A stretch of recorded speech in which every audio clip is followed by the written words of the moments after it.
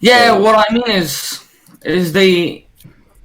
I would say you can consider this as Christian, right? They believe death, burial, or resurrection of Christ, but their other doctrine kind of make them more of a pagan cult. It's more leaning towards paganism. there's a lot of paganism that has crept into it over the Yeah. millennia. I think the thing that for me rings as not Christianity the most is purgatory. I think that's probably the best place to go You when arguing against them because they believe that did Jesus die for your sins or not? If you have to go to purgatory to pay off some of your sins, then did Jesus not die for all your sins? I would I would point that the worst thing is they actually do not teach that the forgiveness of sin, Christ forgive them all on the cross. So basically what they teach is that all your sin are forgiven during baptism, but the future sin that you're gonna do are not forgiven. That's why you gotta turn away from them to be forgiven. That's Here's, actually what Okay, show me a verse. I'd here, ask him to show me a verse. let me share What? this with you. Uh, this is one way we can know that Catholicism is not Christian. Um, well, it's not. It's not showing up on Oh, I think screen. you can go to the Rosary and look Yeah. at the Hail Mother Queen or whatever. Yeah. That That's part of kind the of what prayer? I'm pointing to. There's a prayer that's an official prayer of the Catholics. It's from Catholic.org. Okay, and this is what they say: Blessed Virgin Mary, who can worthily repay you with praise and thanks for having rescued a fallen world by your generous consent. Receive our gratitude and by your prayers obtain the pardon of our sins. Take our prayers into the sanctuary of heaven and enable them to make our peace with God. So, according to this prayer, Mary makes it possible for us to be saved because she acts as a mediator between man and God. I have it worse. Can I share my screen real quick, Neff? Between man and God, the man Jesus Christ. One. Yeah. Okay. So they make Mary mediator between man and God. You can't get to God except through Mary.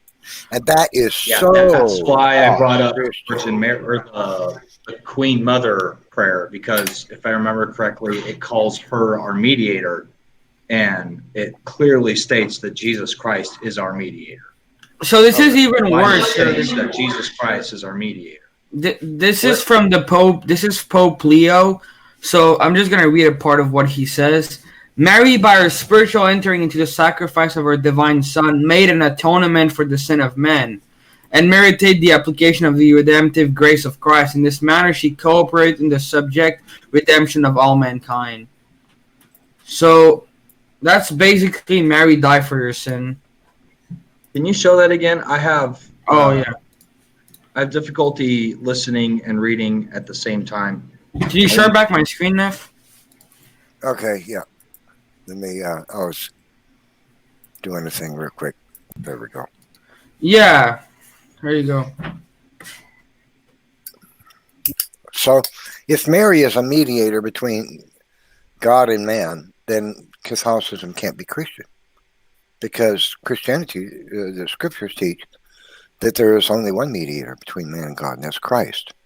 And Christ taught that because he said, I give them eternal life.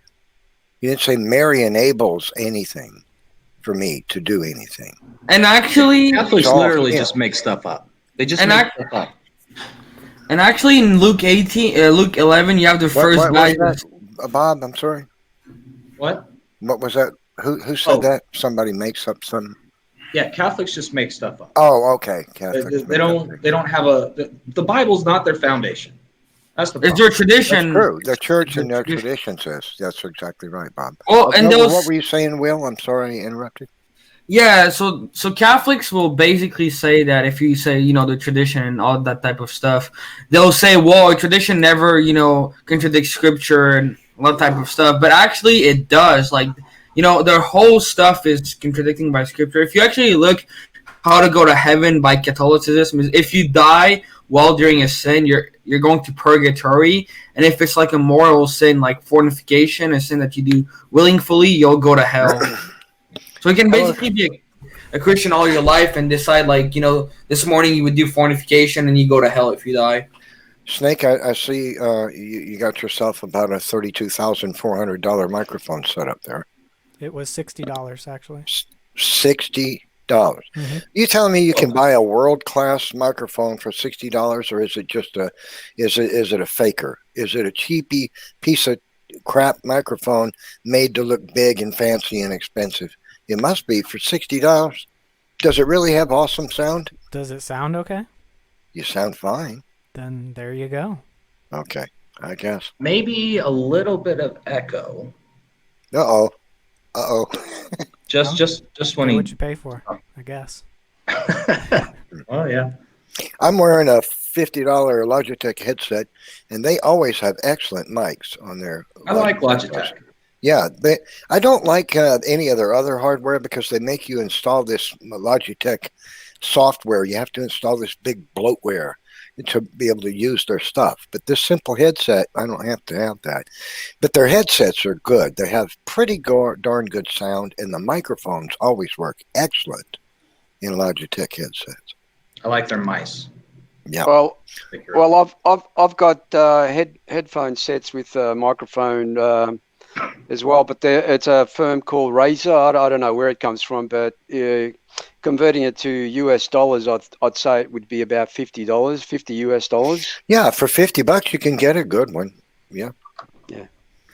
I bought two cheaper headsets. They're only like $28, $30 a pair, from two other companies from Amazon.com, and tried them, trying to get an alternative because I wanted a backup headset in case something happened to the one I primarily used. And both of them had pretty darn good sound audio. The speakers were pretty impressive. Better than the Logitech, actually. One of them was really better. But on both cases, the microphone was crap. I mean, absolute crap. It sounded tinny and you couldn't hear, and it had terrible noise cancellation. It was too weak. I'd be talking like this and be normally, and this is what you would hear if I was in a live stream. That's maximum volume you can get out of the thing. And I just threw them away. I spent the money on nothing. I just said, forget it. I'm not going through the process of trying to return a $30 headset. It's not worth the gas to drive to an Amazon hub place and ship it back. So I said, forget it. I'll spend $50 on a Logitech. I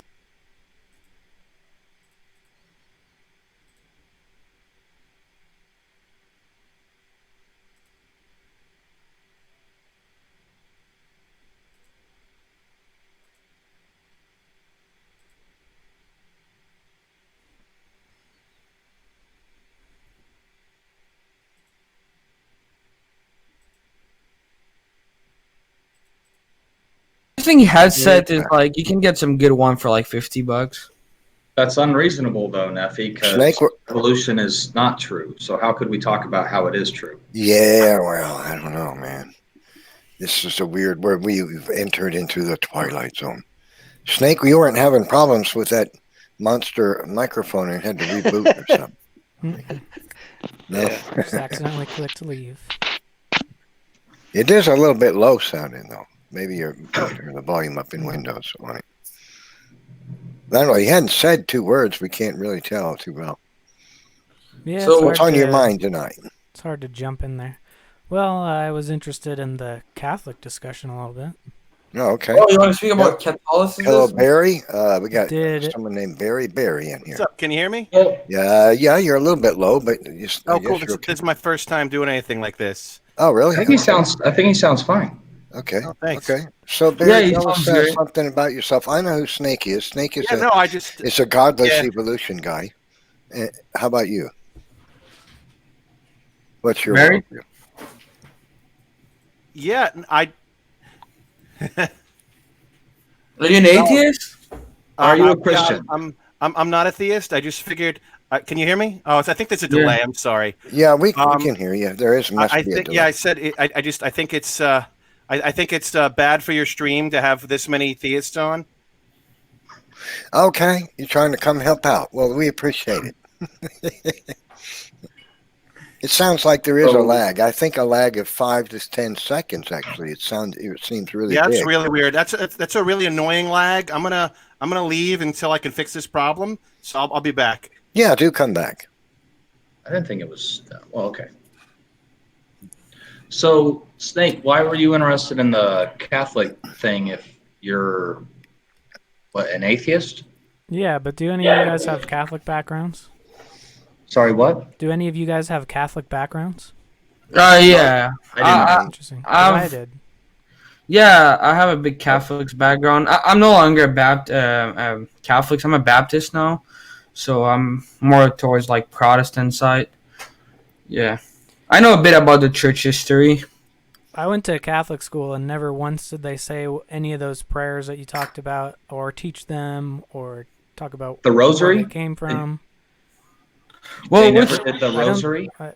Unless you talked about the rosary before I came. have you ever heard that prayers, Hail Mary, full of grace, the Lord is with thee, blessed is the fruit of thy womb, Jesus? Yeah, what's Ever the heard problem with that one? Yeah, this one's a Mary prayers. What? This one is intercession to Mary. They're basically asking Mary to, kind of pray to Christ for them. Because Okay, if you look in the why is prayer, that not Christian? oh, because the Bible actually says there's one mediator between men and God, and it's Jesus Christ, not Mary. Well, Will, That could the mean a lot of problem things. is that you can't say that because you can't necessarily say that because somebody has a doctrine wrong that they're not a Christian. Oh, that's not why they're not Exactly. Christian. I can point out a bunch of stuff where they're not Christian. I think it only takes one. I think you can be wrong about a lot of things. I think you just have to believe that Jesus died on the cross for the forgiveness of your sins, But they trust on was their buried, resurrected according to the scriptures. But they trust on their works. That's the thing. Well, I kind of agree with you on that, Bob. I think Catholicism is not Christianity. However, I think there are probably many Christians in the Catholic Church. Yeah, I think so. would say it's a mixture of those two things. Well, I don't know if I would say many. I think the deceit in, and I don't know. Well, I don't can't know how claim either, if the Catholics, You can call me like the Abby. priests or whatever, are intentionally deceiving. But there is deceit, as in not truth, in Catholicism, and I think the teachings about purgatory and confession and things, I think probably confuse most people to not really understand what the gospel is and what he did for us. Yeah, I think you're right there. I think that does confuse people. Can you hear us, Barry? Yeah, I think I figured out the problem. I had the live stream on in another tab like a dummy, so I think there shouldn't be a delay now. I hope. Let me know if Okay. there is one. Seems okay. That sounds fine. Nice. So yeah, so I was being a little whiny in the chat, and I figured I'd come in. But the thing that kind of lit my fire to come in here is I took issue, Nephilim, with your saying that don't blame you, blame Ian for the Yes, way that exactly. tonight's debate went. Exactly. I don't think that. I mean, are you saying that you are not in control of your own actions? Are you saying that Ian So has let me control put over it like you? this. Let me put it Yes, like it is this. me. Is it the Let I'm a me nice like guy. this. I'm sorry. I came off as like a little snarky. That Well, just hit me the wrong way. Let me put it like this, okay? And let's take it off the internet and put it in the real world, okay? Yeah. So let's say we go to a classroom at a high school and they're having a meeting and the parents are there and they got the family, little kids pulling on daddy's jacket. Are you taking us to Dairy Queen after the show? And that kind of thing. And so it's a mixture of people, right? Different ages. Some are children, some are adults. And the guys come in, they start having a conversation, and one of them starts describing fellatio. Well, Do you think a kid's that not if going to understand it's that kind of appropriate for you to participate in that room, or do you think your personal service you would best serve yourself to leave and not participate? I think in that situation, the analogy is a little off because, again, the set of agreements that you made to come in, you didn't necessarily have a child that you brought yourself. I think that You think you that there are could no children have that watch it? spoken. The Well, he channel's said not for that children. if you brought a child. The channel Right. wasn't for children. They've talked about So sex you're going work to disagree before. anyway, right? Also, no. I'm trying to explain. It was also it was kind of it's a Shrek public vulgarity. venue. It's a public venue.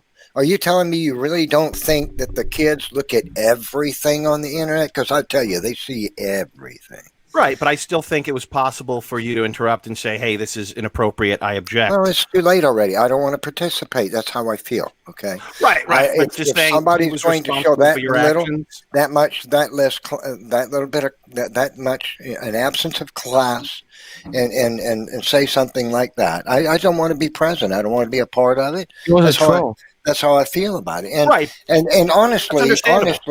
he did that. People who do that, they do it for they want shock value. Basically, it's an insult to the Christian worldview by throwing out something that he knows I'm going to have an objection to, that he knows that I'm going to find a disgusting behavior. And I don't disagree with you there. I agree it was very inappropriate. You're correct. If I stayed there and participated in the debate, this is like him being in a debate with me lying on the floor and him standing there with one foot on my ear, staying there. Yeah, I'm in the debate with this guy down here. And I'm not going to do that. I'm sorry. And if you perhaps want I'm to do being that, you can go do that to yourself in a corner. Yeah. But you can find somebody else to pick on and to treat like crap. But to do that in a debate with me is to treat me personally and not just my worldview. I'm not so flustered by, oh, I'm a Christian. He said I'm naughty. That's not what it is. Nephy. What it is it's a personal thing. He's attacking me, insulting me personally and my worldview by engaging in that. It's like throwing dung in my direction while you've got the middle finger up at me. And if you're going to act that way, He just was do making it fun somewhere of else. Kent Hovind, actually. Yeah. I don't disagree with you, but I just maybe I'm being a little pedantic and nitpicky over the words you used, but I think it wouldn't have struck me so different if you just said I chose to leave. But to say it's his fault that I left just It is his seems. fault. Of course it is. No. And just as it the would channel's be, not for children. just as it would be the guy in the room at the high school where the parents and kids and the teachers association are having a meeting, and some guy says something like that, and somebody just says, "Okay, I'm not going to." It's not a Well, high school. Nephy, I think Barry is being It a would little be the fault of the because- guy, not Which I the one admit. who leaves. I'm sorry. Barry, can I ask you something? You what's up? said when you first. Also, before you do, real quick, I don't want to get too hung up on this. This is just a thing that kind of drove me to. I mean, we could agree to disagree, but we could talk about bigger issues. Well, you said this is the first time you've done this sort of thing. What sort of thing did you mean? Talking to someone on the internet with a camera. I often watch you seem to be well equipped, mate. You've got a microphone, headset. Doesn't look like it's the first time. My wife and I do an Animorphs podcast. It's something to keep us busy during quarantine. Yeah, I never read the books, so we're reading them all. I have a whole stack of them next to me. And if you could tell by the webcam, it is garbage. It's the one that came with this computer that my dad got me several years ago. And I was listening in before. I also have a $60 mic. So this is the first time I'm ever literally, other than showing my grandmother at my house on Zoom, I've never talked to people on the internet face to face before, but I've been wanting to. I watch a lot of the modern day debate stuff and both sorts of. Well, we're YouTube honored that you stations. chose this live stream to be your for. I read It's Animorphs. like they're the same mic. Is it? It looks like it. Looks very similar. If it's not the same. Yeah.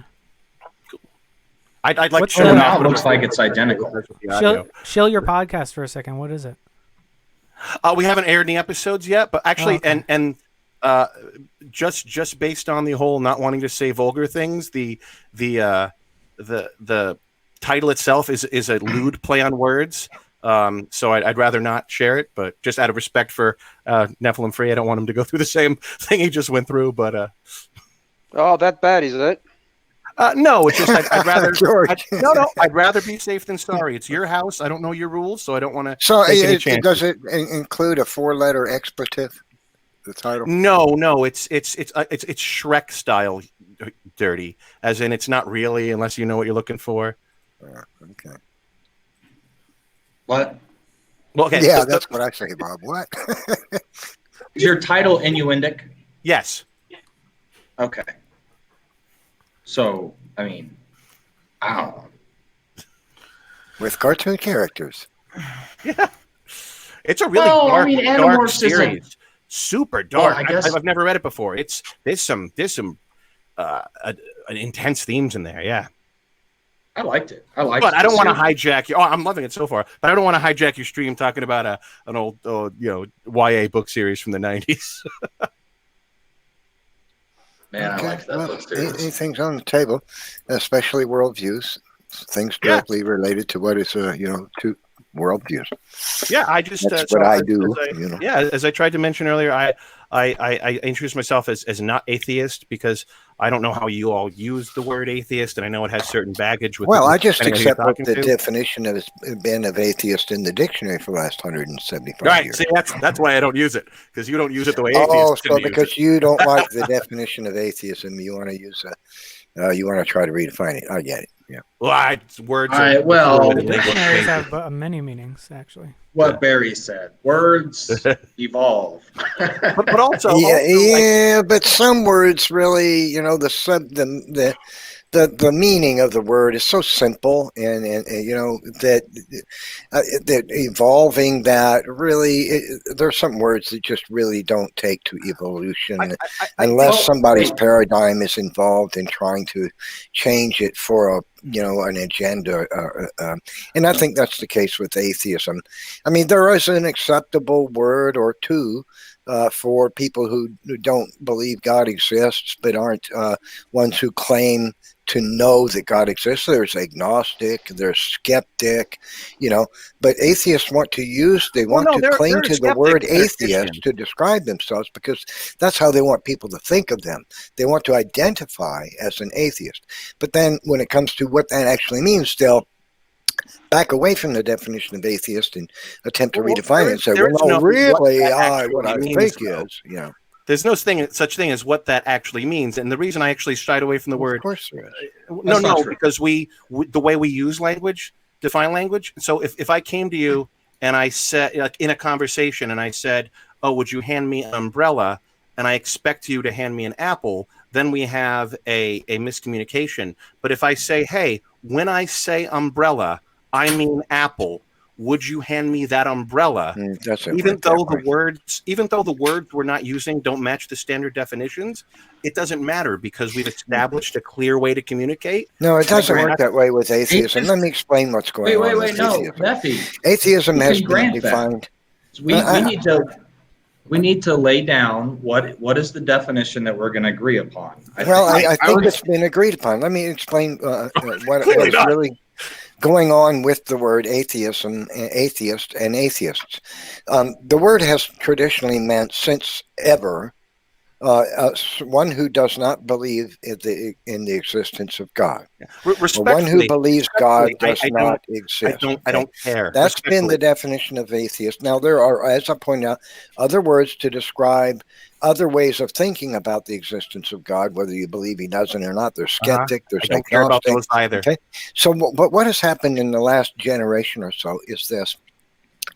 Atheists have been hit with a lot of tough questions by creationists and Christians, and their worldview has been called into scrutiny, and they're under fire, and there's a lot of debate. It's become a thing, in the last 20 years. This seems wildly irrelevant. And so what's happened is, because atheists don't want to give an account for why they believe what they believe, they attempt to back away from the definition of atheist. Because, can you support that assertion? I can answer that. I'm sorry. In my 13, let me finish my assertion, and then I'll explain how I can back it up. up. I'd like you to finish the assertion and then back it up without going on. If you don't mind. He wants to keep lecturing. So if somebody says I'm an atheist, or atheism is the belief that God does not exist. Now, what was your assertion you were making? I'm making that assertion. Okay. So, but then a Christian might ask them, well, how do you know that God does not exist? And I'm sorry. What was the assertion? I'm making it. I must have missed the first one. Yeah, well, you listen and you'll hear it. So I'm making that assertion. Okay. So what is the assertion? The creationist Christian might ask them, how do you know that God does not exist? How can you say that you know God does not exist. Now the atheist is obligated to explain how they can know that God doesn't exist, that they Well, not can if that's declare not how they use that that God term. does not exist. And they don't like doing that, so that what they're trying to do is back away from You're right. being an atheist. I don't like being saddled with the word Because that I they don't can't use. actually, they've discovered You're right. they can't actually defend a statement that God does not exist. You are correct. I cannot defend a so position that's I why do not hold. atheists, modern Absolutely. atheists, You are correct. they don't You are like, 100% they correct. want to identify themselves as The atheists position by we actually word. hold. Yes, we want Barry, to identify let me ourselves explain something with the about my position we ice hold. creams. We don't talk over each other endlessly in them. Okay, I know you're anxious, but be patient just a little. I'm Even almost when you're done. making, even when you're making Barry, blatant here's the thing: statements. if you constantly talk while I'm trying to finish what I say, I can finish what I say in 15 seconds. I'm sorry. If you Go ahead. constantly talk, it'll take me 15 minutes Go ahead. because Go I'm ahead. dealing with you all the time. Okay. Can I say something? All right. So in order to prevent themselves from having to defend atheism, they define themselves as they label themselves an atheist, but they'll describe themselves as agnostic or skeptic.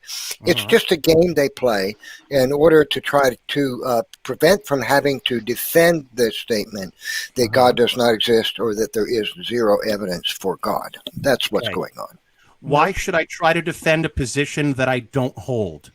Well, then you're not an atheist, right? No, but I am, not by the way you use it. No, you just admitted you're not an atheist. Okay. Not by the way you use the word, correct. No, you mean not according to the definition of the word.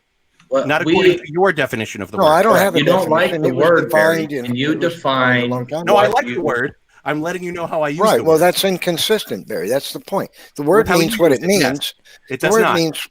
means what it means. It means what we give it meaning. We give It's been given meaning consistently. Can you give us It's been given the same meaning consistently for 180, 200 something years. Barry, what don't type care. of definition Right. is So there? that's just demonstrates Real quick, the yeah. unintellectual nature of atheism in that they attempt to redefine what they call themselves in order to prevent themselves from having to defend it. That's You could unintellectual. feel that way, Could but you there's please, nothing to that. Barry, Barry, can you please define what you are? atheism? Yeah, could you define the word atheist? What does it Yeah, mean? and I appreciate you for asking, because asking to define how I use a term is how we have productive, helpful, useful of course. conversations. So thank you for doing that. Just I agree. burdening me with the definition doesn't lead to anything fruitful. So thank you. I would say, So as an atheist, I just Wait, Barry.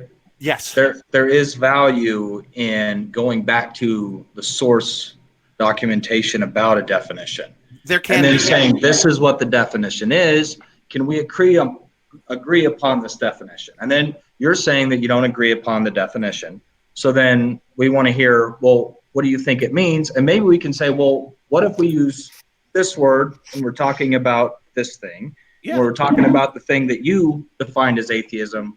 Well, I don't know what to call it because I don't know what you think yet. Sure. We'll find that there'll be a different word, not atheism. That's what we'll find. Barry, go ahead. I would set up the definition as atheism as the unbelief in a supernatural, in a God. That's how I would define atheism. I think let's let Barry define himself here.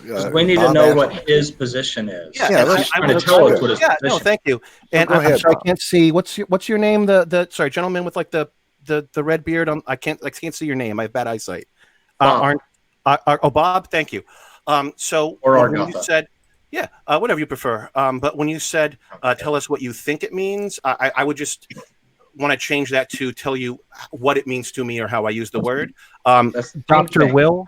Well, I like to be specific, which is why we're getting in this little mess here. I think Dr. Will took the definition too far by saying it's he doesn't believe in a God or the supernatural, because I think you could still be an atheist by the way I use the word and believe in all sorts of supernatural woo. I think as long as you lack a positive belief in a God or gods or deities, then you're an atheist in the way that I use the word. All right, so I would say that. So what other word could you use for saying there is no God? Someone who does not believe in God. What would that be? I think they could also be. For me, I'm more interested in what your position. Yes, me too. Yes, me too. So my position. I'm sure you're interested in yourself. No, I'm interested in getting to the point and not getting bogged down in semantics. So I think that people claim that there are all sorts of gods. I haven't been given any reason yet to buy into any of those claims. Okay. So I think that the Christians on this channel would probably agree that we would call that agnostic. Mhm. Is that Yeah. fair? Yeah. I would say I would. agnostic is the indirect denial of God, and atheism is the direct denial of God. That would be my. Agnosticism is typically defined as the concept that the knowledge of the existence of God is either unknown or unknowable. So that's how Webster's dictionary defines it, and other dictionaries define it likewise. So instead, unknowable, that's probably not what most people think, but unknown, it sounds just like what Bob is describing.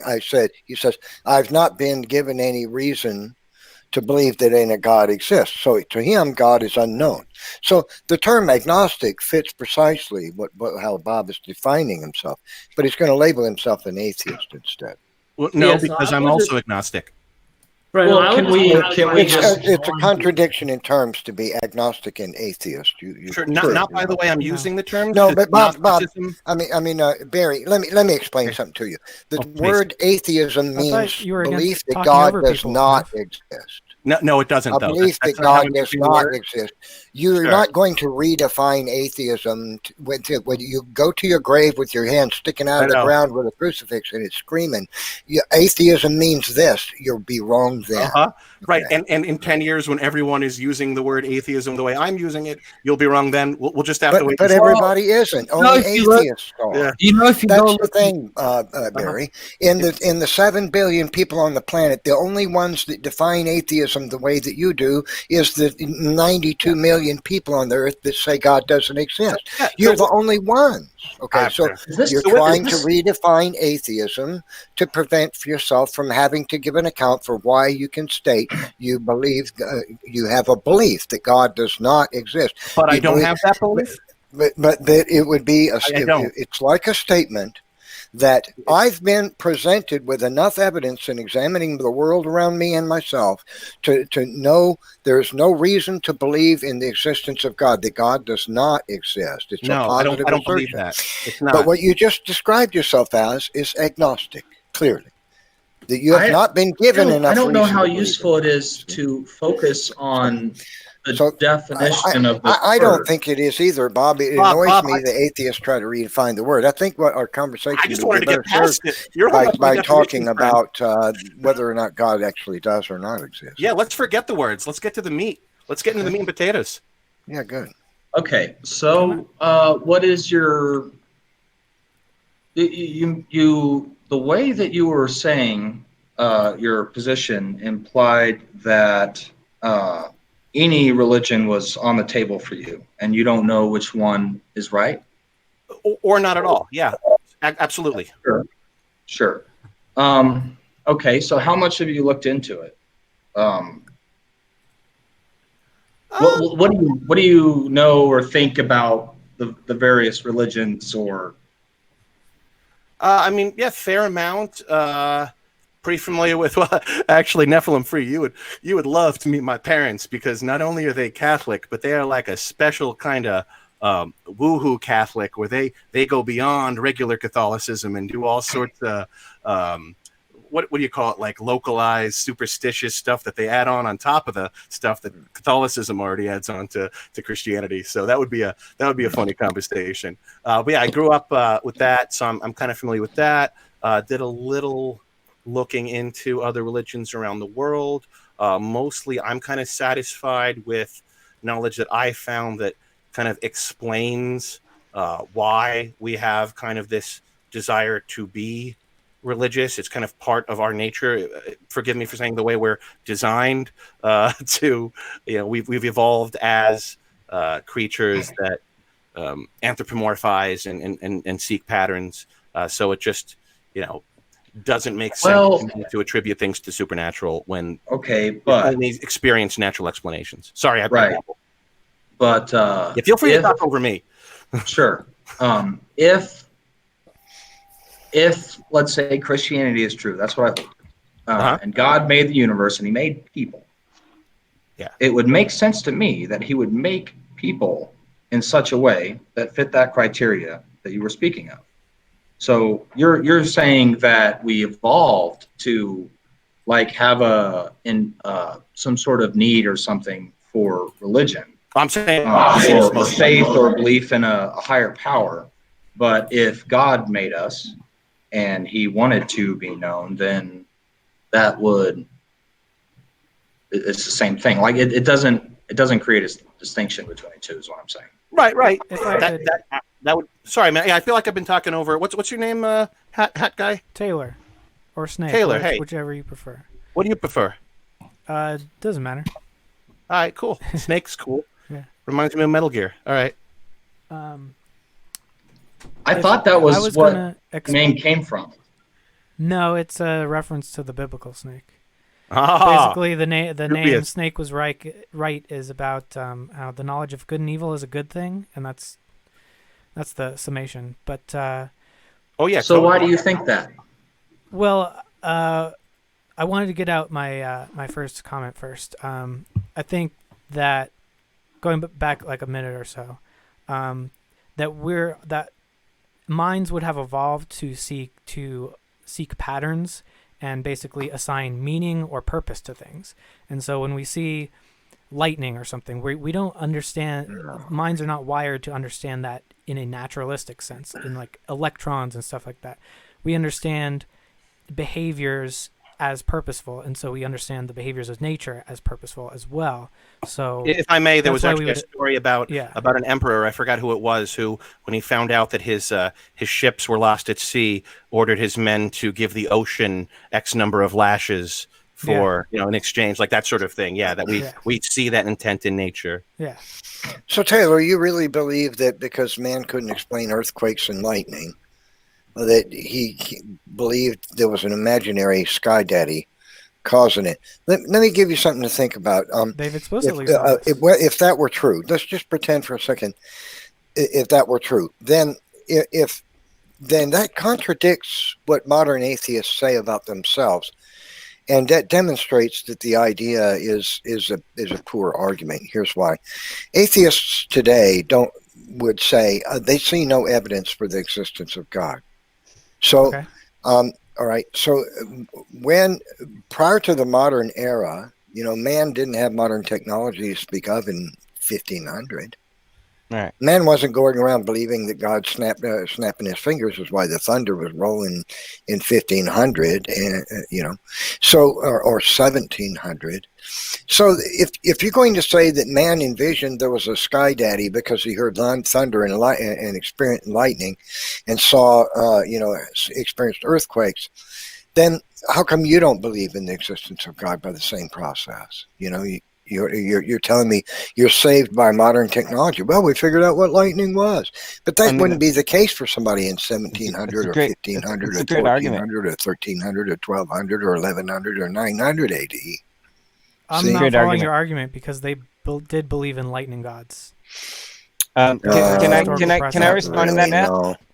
Lightning gods came into being in man's history very early in man's history, not 1500 AD. So I was really hoping that Soldier of Silence would come in and just not say anything, because that would be really funny and true to his username.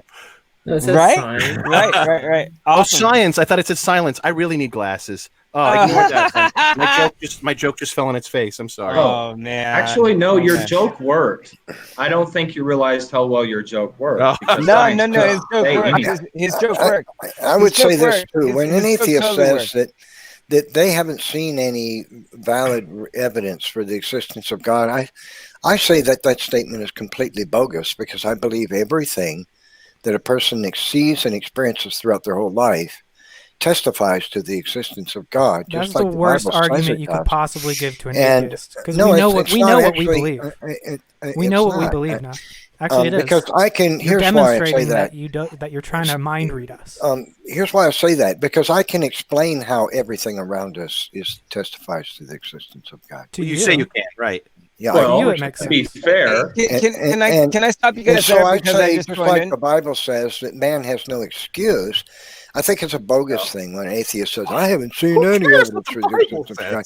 Because you've seen nothing but the existence of, you've seen nothing but evidence for the existence of God your whole life. Before we move on, before we move on, since I just joined, I want to address the topic of agnosticism.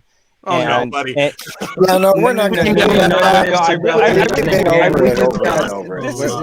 Soldier, let's move on to something else. It's misused. No. Let's talk about something. Yeah, I know. We've all agnosticism to mean that I'm on the border. I'm on the borderline of belief versus non-belief. Okay, and that is that's just not interesting, not a true argument. Agnosticism literally means you don't know. It means right, you don't know. That's a terrible conversation to have right now. I agree with you, but we beat that horse so dead that glue's coming out of it.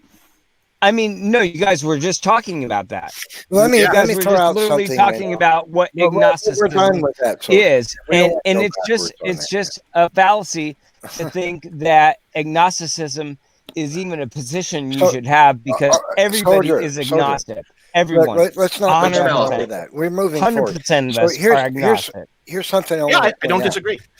When an atheist says that they've seen no evidence for the existence of God, in saying that, an atheist is in a roundabout but certainly way saying that they have everything that they've examined around them throughout their life has always has demonstrated to them that everything that they know of demonstrates to them to have a natural cause and can be explained only with naturalism. No. And that's what they're essentially saying. Nope. Because if you say that you've seen no evidence of God, I talked to an atheist last week who believes in the supernatural. Let me finish, please. Let me finish. I mean, you're saying that you've seen nothing that has supernatural explanation. Nope. And so this means everything has a natural explanation. No. Now that's a position that an atheist is going to find themselves in a really quandary if they're in that position, because I don't think it's. I think it's completely implausible that an atheist could even attempt to explain how all phenomenon demonstrate themselves to have natural cause. I would like to ask a question. Is this if you came into a group and people, when you were expressing your beliefs, people said, no, but you believe this, and you believe this, and they kept trying to tell you what you believe when those are in fact things you don't believe, how would you feel about that conversation? I'm not doing that. I'm pointing out. You are absolutely doing that. You are wait, Barry. I'm not. If you say that nothing is, you've seen no evidence for God, then you're saying if what I'm saying is not true, that's not what Barry said. Essentially what you're saying is that I see everything, but I have no clue as to why I should believe it has this cause or that. I'm just agnostic about the cause for everything. I'm in a complete bubble here. I don't know what caused this. I don't know what caused that. I don't have any reason to believe that this might have caused that, or this, or this, or this, or that, or everything. Don't ask me about what's the reason for the existence of anything, because I don't know how nothing got nowhere. See, that's a perfectly fine answer. But you're not going to do that. You don't have to know everything. But that's not what you're going to do. The default that you know versus that you don't know is a fallacious argument, right? No, not at all. Because if you say to default to a belief that you already believe in must be true versus the default, which should be simply I don't know. Okay, so Soldier, let's test that idea. Is logically fallacious. I think everybody here would agree with that. Everybody here would agree with that idea. Okay, so let's test that idea. What do you think is the cause of the existence of the universe?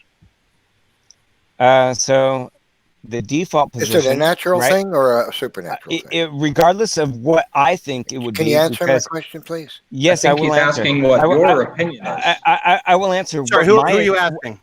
Okay, just so we have a clear conversation. I'm asking Soldier. Okay. So let me respond. I think that string theory hasn't been proven. I think the multiverse theory hasn't been proven. No, I just asked if there's a natural or supernatural cause.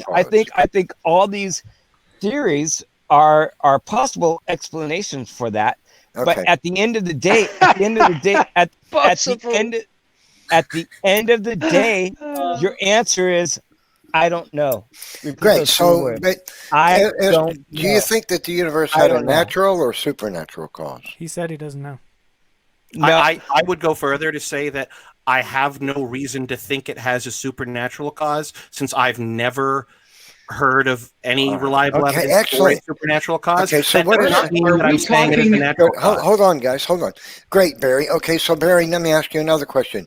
What do you think I'm is afraid. the cause? I'm afraid you just heard me say that it has a natural cause. I'm afraid that you heard me say that when I didn't say that. What is the? Do you think is the cause for the existence of organic life? Is it natural or a supernatural cause?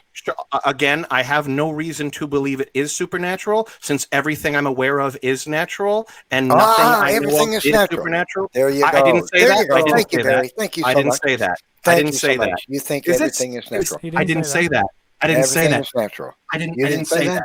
I You didn't say did, that. Barry. You did. You did. There. So Barry no. made my point. Let me make this point, and then I'll be quiet. Why are you lying? I and didn't let say people that. talk. No, why are you lying? I didn't Barry, say you that. just said known as a everything liar. is natural. Okay, I didn't Everything say is that. natural. You're lying now. Barry, I did you not just say that. said on the mic, everything is natural. No, he That didn't. is not what I said. You are. That is I exactly don't remember what you him said. saying it. Yeah, I didn't say that. I'm telling you, I didn't say that. Let me So you play could it ask for back clarification. from Please the play it back. live stream. Yes, please. Okay. You just said because everything is natural. Wait, no, you said No, I you were going to didn't. play it back. I didn't. I did not Yeah. say that. Yes, Can you I'm play telling it back you, I so did we not can say hear that. what he said? What did you say, Barry? Yeah. So you said everything is natural. What did you say, Barry? No, he's playing it back. I want to hear my own words. I mean, I even Are think you playing that it back? if you ask I'm someone not that the Well, you're accurate confident you position- didn't say it, so what did you say, Barry? Yeah, No, he's playing it back. I don't want to. I'll even explain it back. Is that everything Ah. that we can actually use science as a method to That we're aware understand of. our reality is a natural method. To the best of our knowledge. And so to insert supernatural would be outside of the method of physics or science or anything that we know about, just because of the logical basis of it's outside of what we know about, right?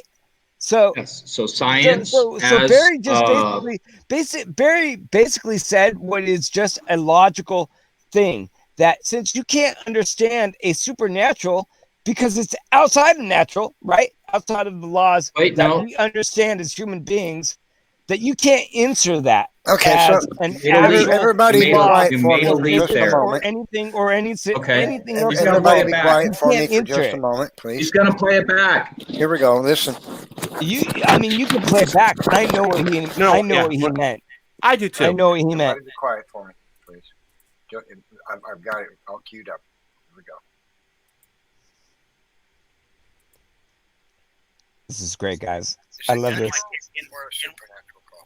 Again, I have no reason to believe it is supernatural, since everything I'm aware of is natural. There you go. So exactly what I just. Since everything exactly I'm what I aware of just is summarized. natural. Right. Everything Exactly I'm what I aware just of summarized. is Thank you, guys. natural. Excellent. Right. Everything that he is aware of is natural. Right. So he's Which aware of if organic he's life. never been He's aware circumcised with there's the a universe. circumcision made without hands, then his spirit is dead, and it makes sense that he's never experienced anything. Right, but he I'm not saying that there cannot be understands that the universe exists, that nature, that the world, the mountains exist, that organisms exist. See, when you ask an atheist, what is the cause of this, this, and this, and this, and this, they're always going to say some natural cause. I didn't say that. Always will. I literally just didn't, so that proves you wrong. When you say No, they always will. will. You asked Can me, you- and I can didn't you- say that. Barry, is there anything that's caused by supernatural? You're just wrong. Are there any supernatural causes? Nep, he said there is no proof of that. Is there, Well, I Barry, just- is there, do you believe that there is he just said that anything what that is we've caused observed, by the supernatural? what we've observed is natural. But he said he Soldier, did admit I'd like that to- there is no proof of the Soldier, supernatural. hold on a second. I'm I- asking Barry a question. I'd like Barry, I'd like- do you think that there's anything that's got a supernatural cause? So I'd like to answer that question, and then once I do, I'd like to ask a question very quickly without interruption, if I may. I know it's your channel. So my answer, and I'm going to be very clear with my words here, so please don't mishear me. I am not aware of anything that has a supernatural cause. Great. So everything that you're aware of, you believe has a natural cause. Answering the question. Now, my question is. That's exactly. Now, my question is, and Bob is your name, right? Bob, yeah. Is this what happens on this channel, where someone comes in to have an honest conversation and they are saddled with beliefs that they do not hold, and they are forced to believe beliefs they do not hold? Barry, you just got exposed for trying to make the claim that you don't believe that everything has a natural cause, and you came up with the wrong guy. I didn't say that. Barry, you can get away with that with some guys. It doesn't work here. I'm not trying to get away with anything. I'm trying to be honest with you and tell you what I believe. I think he is. And you are trying to twist it. I think Barry is trying to be honest with us.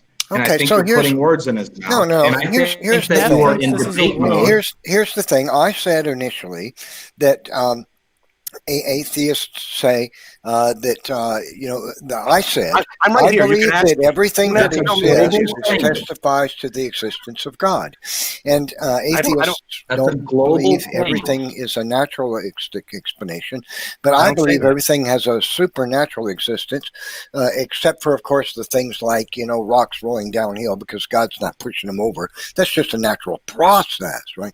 But the existence of everything that's meaningful and complex is something that had a supernatural cause. That's the Christian point of view. Okay, so but atheists say when they say that they believe, when you ever ask somebody who's non-theist, beliefs I don't hold, they'll always give you a materialistic, natural explanation for everything. My point is that I believe lots of things. In fact, the world around us testifies to a supernatural being.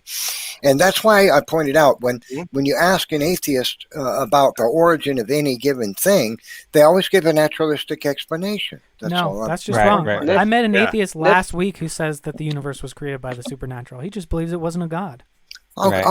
He's just one of those people who are completely incompatible with his own there's an exception to what I just said. It was an absolute, but atheism entails philosophical materialism, determinism, naturalism, evolutionism, and moral relativism. Those are actually tenets of the atheist worldview, and atheists today attempt to say that.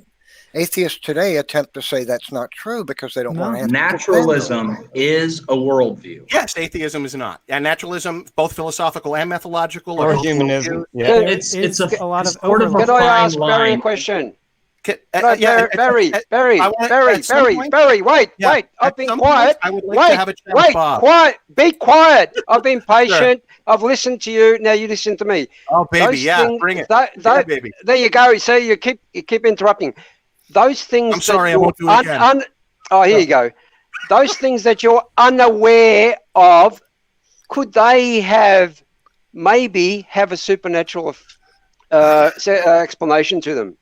I don't see any reason to suppose they can, but I'm not saying that. But I'm not saying that they cannot. Exactly. Oh, excellent. Therefore, you're posing they all have a natural explanation. Yeah, Bob. After this, we should go talk and have a beer somewhere. That's not what I like you. So Barry, to be clear, can you admit that there is a possibility that there is something supernatural? I cannot, because saying that there is a possibility of something is a positive claim that would need to be demonstrated. So I'm not saying that it's impossible. I don't know whether it's possible. I can't say for a fact that it is possible, but I'm not saying that it cannot be possible. Well, I think you're being too careful with your words, but I think it's not careful to your words. That's actual logic, right? I'm just trying to be precise. It's either possible or you have to be careful with your words in here. That's just logic. You are not stating that it's impossible. Correct. Therefore, you are implying that it is possible. Incorrect. Correct. No. Implications of arguments are a thing. If you say, they are, but that's I do not state X, you imply not X. No, dude, I'm sure you've heard Yeah, the coin toss analogy enough times. Bob is right. I'll even Bob is be right, willing. and that's why I'll I be pointed willing to out that concede. when I'll be willing to concede that supernatural is actually. I'll be willing to concede the supernatural is possible. I think just see, but then you have to demonstrate that, and I can't do that, so I won't do that.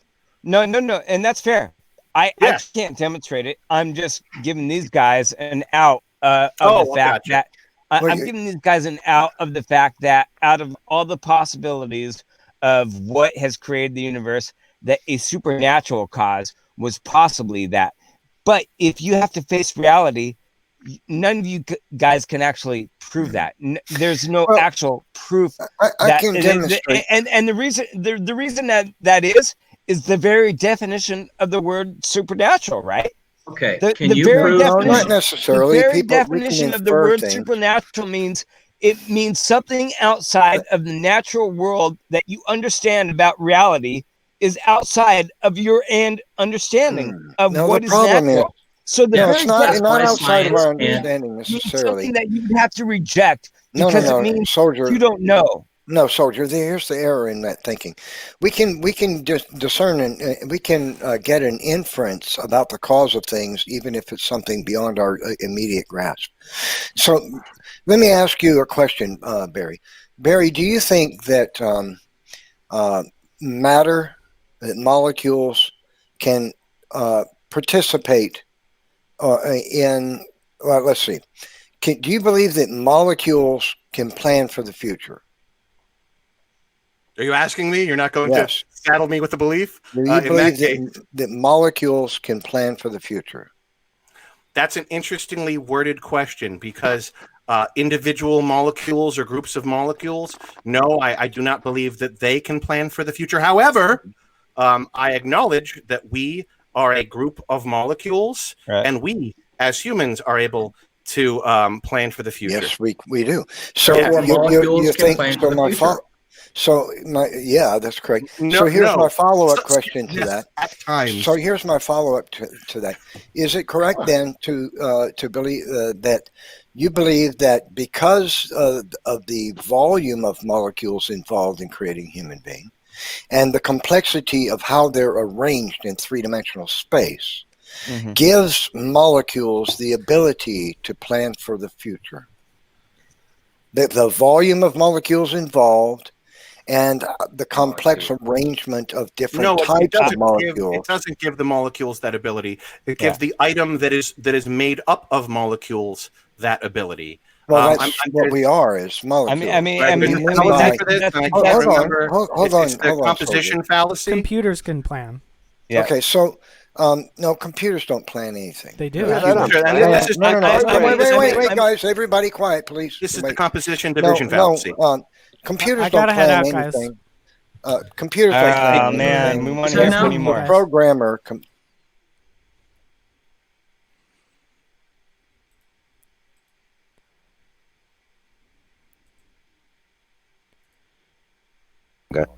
He ends up rage quitting and Snake.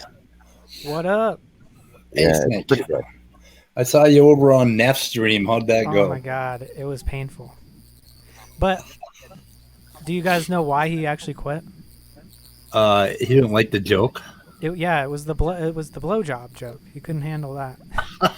He said he left because he's never gotten a blowjob. I never said that, Snake. I mean, if that's where his mind went, he's like, dirty. Think of the children. What if you went to a high school and said that? Dude, Nephilim should come to the high school I went to. Holy shit. Troglodyte would get in 3. My God. I was literally on a religious retreat, and the person in charge of our little unit was a teacher at my high school, and he taught like half the group what DSL was, dick sucking lips. So I mean, yeah. So what were some of the choice things that were kind of said in that after show from Neph? Snake. He was just like. Hold on, really quick, Snake. You got to do the Nephi whistle when you cite what he said. He said, Let him go. It was like the second I heard him make that vulgar reference, I was out of there. He missed all the good stuff that was directed specifically at him. Then Snake. What? Yeah. Afterwards, there was very pointed discussions about him, not Ken Hovind. So he missed out on all the good stuff then about him. I want to applaud you, Ian. That was epic. That was beautiful. A lot of it was your help too, Snake. So I mean, we've Speed Walker. We had a discussion in the early days, and I think Snake, we talked about this about 3 weeks ago. So I do kind of give you guys a bit of props and some kudos for helping me form it. So thank you. Oh yeah. It's a shame Leo, Nephi couldn't stay though. You just heard me. Pardon? What's up? It's a shame Nephi could have been you as well, Leo. But yeah, you said no. You weren't able to make it. You didn't reply to my email. No, I didn't. I literally didn't see those. Well, there emails. goes all of our chances of getting on modern day debate. Oh, fuck off! I'll get on again. I don't know. So Snake, the question I have is, what's the chance of me getting a copy of that video from James? What do you reckon? It's not. No chance. Pretty high. Did you get his email? Let me have a look. Well, no, did he? He might miss it, but he's given me copies of debates before. I've never gotten a copy from him. Every debate that I've downloaded from that channel has somebody else has downloaded for me. Oh. Even when I've told him, hey, don't forget to give me the copy of the debate. No. Yeah. I think that has happened to me too, but he's definitely given me a couple copies. But he's made it private, so I don't think he's going to show it. So I don't know if he'll give it. Oh no! What the hell? Where's my share screen? I was telling Neff, like, because he kept comparing it to some open forum, like, for that children can come to, and I was like, the channel has discussed sex work before, and like, right, pretty edgy yeah, it's topics. actually listed not for children, so like, yeah. the parental controls. If you like put those in place on YouTube, you can't see the modern day debate channel. Yeah. They've done like Who's Dangerous, the alt-right or Muslims. Like. Yeah. Mm-hmm. Oh Jesus fuck! He brings literal. Dude, and oh god, what was it? Oh yeah, when Ian said he's like, maybe I went a little too far. I'm like, dude, no, he's brought like literal fascists and literal racists on his channel before. I mean, I'm all for open platforms to discuss anything, but yeah. So am I. I personally wouldn't platform those people unless I was bringing them on to have a discussion with them to just absolutely just demolish them, like what Vosh does. I would love to interrogate those people. Like Eric Stryker. Oh god, I want to have a discussion with that guy so fucking bad. That worthless fucking slimy pile of brain worm infested, dumb fucking troglodyte bullshit. So I sent the chat over on Neff's channel. I said atheists send all our love. Yeah, and all the chemicals for you guys. You're stirring them. You're stirring the pot. Yeah, Mitchell said, Speed, define love naturalistically. Is love just random chemical reactions? Yeah. Giving you a feeling you don't understand. And I said, I have all the chemicals for you guys. Yeah. I'm trolling him a little bit. On the side. You gotta poke him. As if fucking Ian didn't poke him enough tonight. That was a big poke, Ian. Should I get on there and make a few comments? Oh yeah, why don't you go on and try to have a dialogue and chat with. There's Leo, Nephy Poo. It's an open mic. You might be able to go in, Ian. You're gonna get blocked again, will you? I don't know. Kind of over it now. Are you over it? I'm just disappointed I didn't get the fight. I did work quite a lot on that whole entire presentation. I know. I'm really sorry about that, but as much as you got out, you didn't do bad. James cut off your chicken joke too. Yes, he did. I would have insisted. Yeah, yes, no, the chicken joke would have been great. You guys know the chicken joke, but I don't. James hadn't heard it, so I don't think he did that purposely. Yeah. Well, James has no sense of humor. What the hell he should have let you at least run through a few things, just for entertainment purposes and let that up. I do understand James. He wants to build a kind of bipartisan kind of platform. Yeah, he's failed. Bullshit. Yeah. Not with who James wants a controversial platform that brings in a bunch of viewers because it's controversial dumpster fire debates. Let's be honest. Much love to him. I appreciate what the guy's doing, but that's what he wants. I mean, he wants the clicks and the views. Yeah, that's all he cares about. There are some really sanguine ones.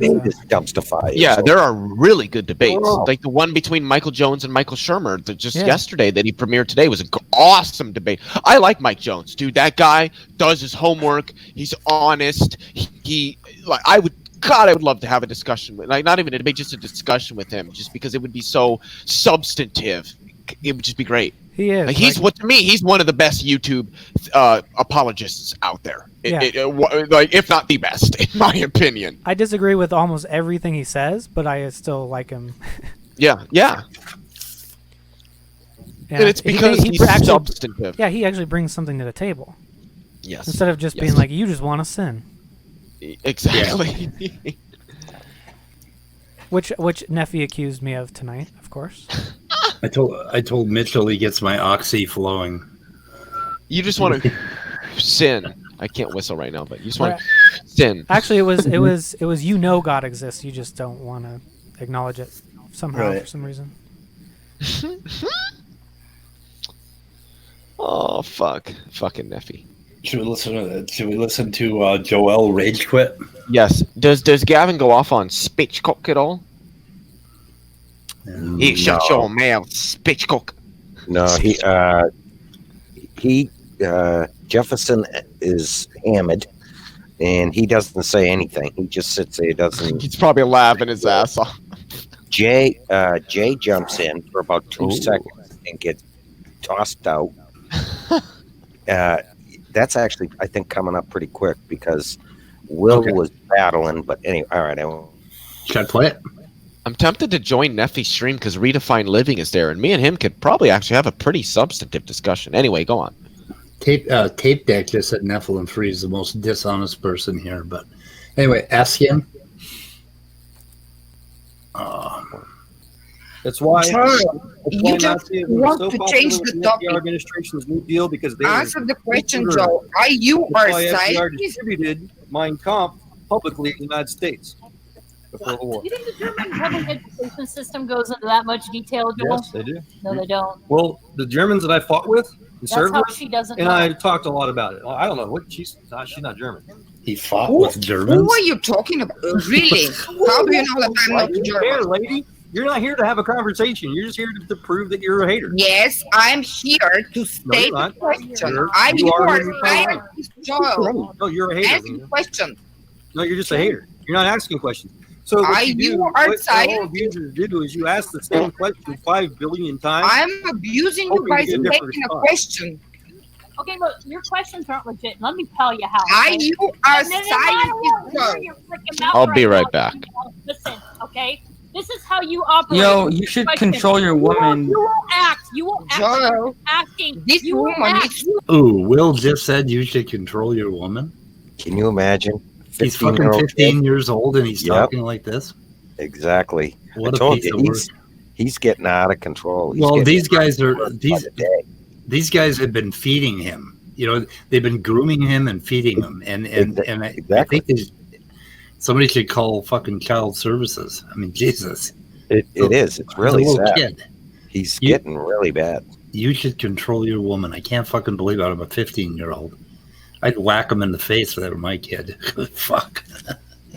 I don't know. That would get a slap. I mean, that's way over the top.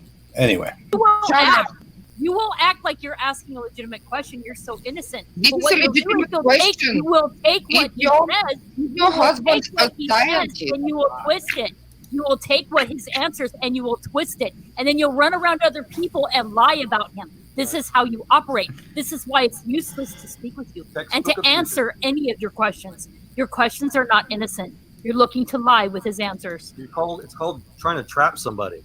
It's so you can lie about me, Lena. Are That's you all a you're doing. You're not scientist, doing it. Joel? No, you're a hateful person. If you were, Answer the question. you'd want to apologize. You'd want to make peace with me. You want to have a legitimate, civilized conversation, but you cannot do that. God does not live within you because you cannot act like God. You can't. You know what's really crazy about this? He lies just like unbelievably. He's just a chronic liar, and his wife is backing him up with the lies in the background. and it's just the weirdest dynamic I've ever seen. And right now they're being extremely defensive because Lena asked him to talk about him being a scientist, because he's never been a scientist of any way, shape, or form. But isn't it weird that his wife's there backing him up? I think that's an odd dynamic. You can't do what Christ did, man. You like I keep doing. I'm trying to get you and everybody to realize that we must love everybody if we want to actually claim to be Christian. You are doing the exact opposite. By asking a question. And those that tolerate you agree that Christ is wrong. Joel, are you a scientist? Nothing you say will matter until you can apologize, lady. And you can't. It is against your nature. Are you a to scientist? apologize. It is against your nature. Wait a minute. Leo's over in Neph's stream. For you Ask to be a the decent human question. being. Are you a scientist? See? You just want to twist We got it together, See how baby. she's forced? We I can't definitely tolerate got that. our thing together, don't I we, baby? didn't want to do this when I got home. Isn't that nice? So, are you a scientist or no? Or you are not a scientist? I can usually feel myself slipping. Do you admit that you are not a scientist? So, The super world of my own. Nobody but you and me. Dude. We got it together, baby. Gavin. What the fuck? Yeah. It's going on. Gavin is turning crazy, man. Turning crazy? Where have you been? Yeah, the Occupy Wall Street people were yeah. they were advocating the same thing as the 25-point Nazi program. They wanted to demand certain government benefits, at the expense of That's me there. people they don't want. Yeah, right. so So the Nazis got so popular because they were Wall Street. promoting socialism. So, the Nazis were just Occupy Wall Street people and they got popular. Back, especially during a time when they were having massive economic depression in Germany because of the Versailles Treaty and whatnot. And so the National Socialists gave people, something to think that they could change their lives and force equality for a change. What is he talking about? What? What the hell is going on? It changed their lives and it changed the world. All right, I apologize. Oh, Leo's over at Nephy's channel.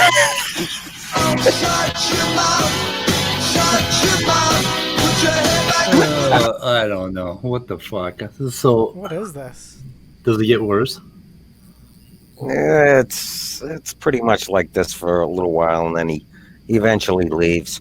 I'm not sure if you went past the part where Jay jumps in. He's only in there for like 30 seconds, and it was when Will was battling with Joel, and they were battling over doctrine, and they started battling really hard. And the past like 3 nights, there's been a lot of battles with that Jason Eldridge, right? Okay. And Will like slipped. He was like raging against Joel, and then he started talking about Gavin, and he almost called Gavin Jason.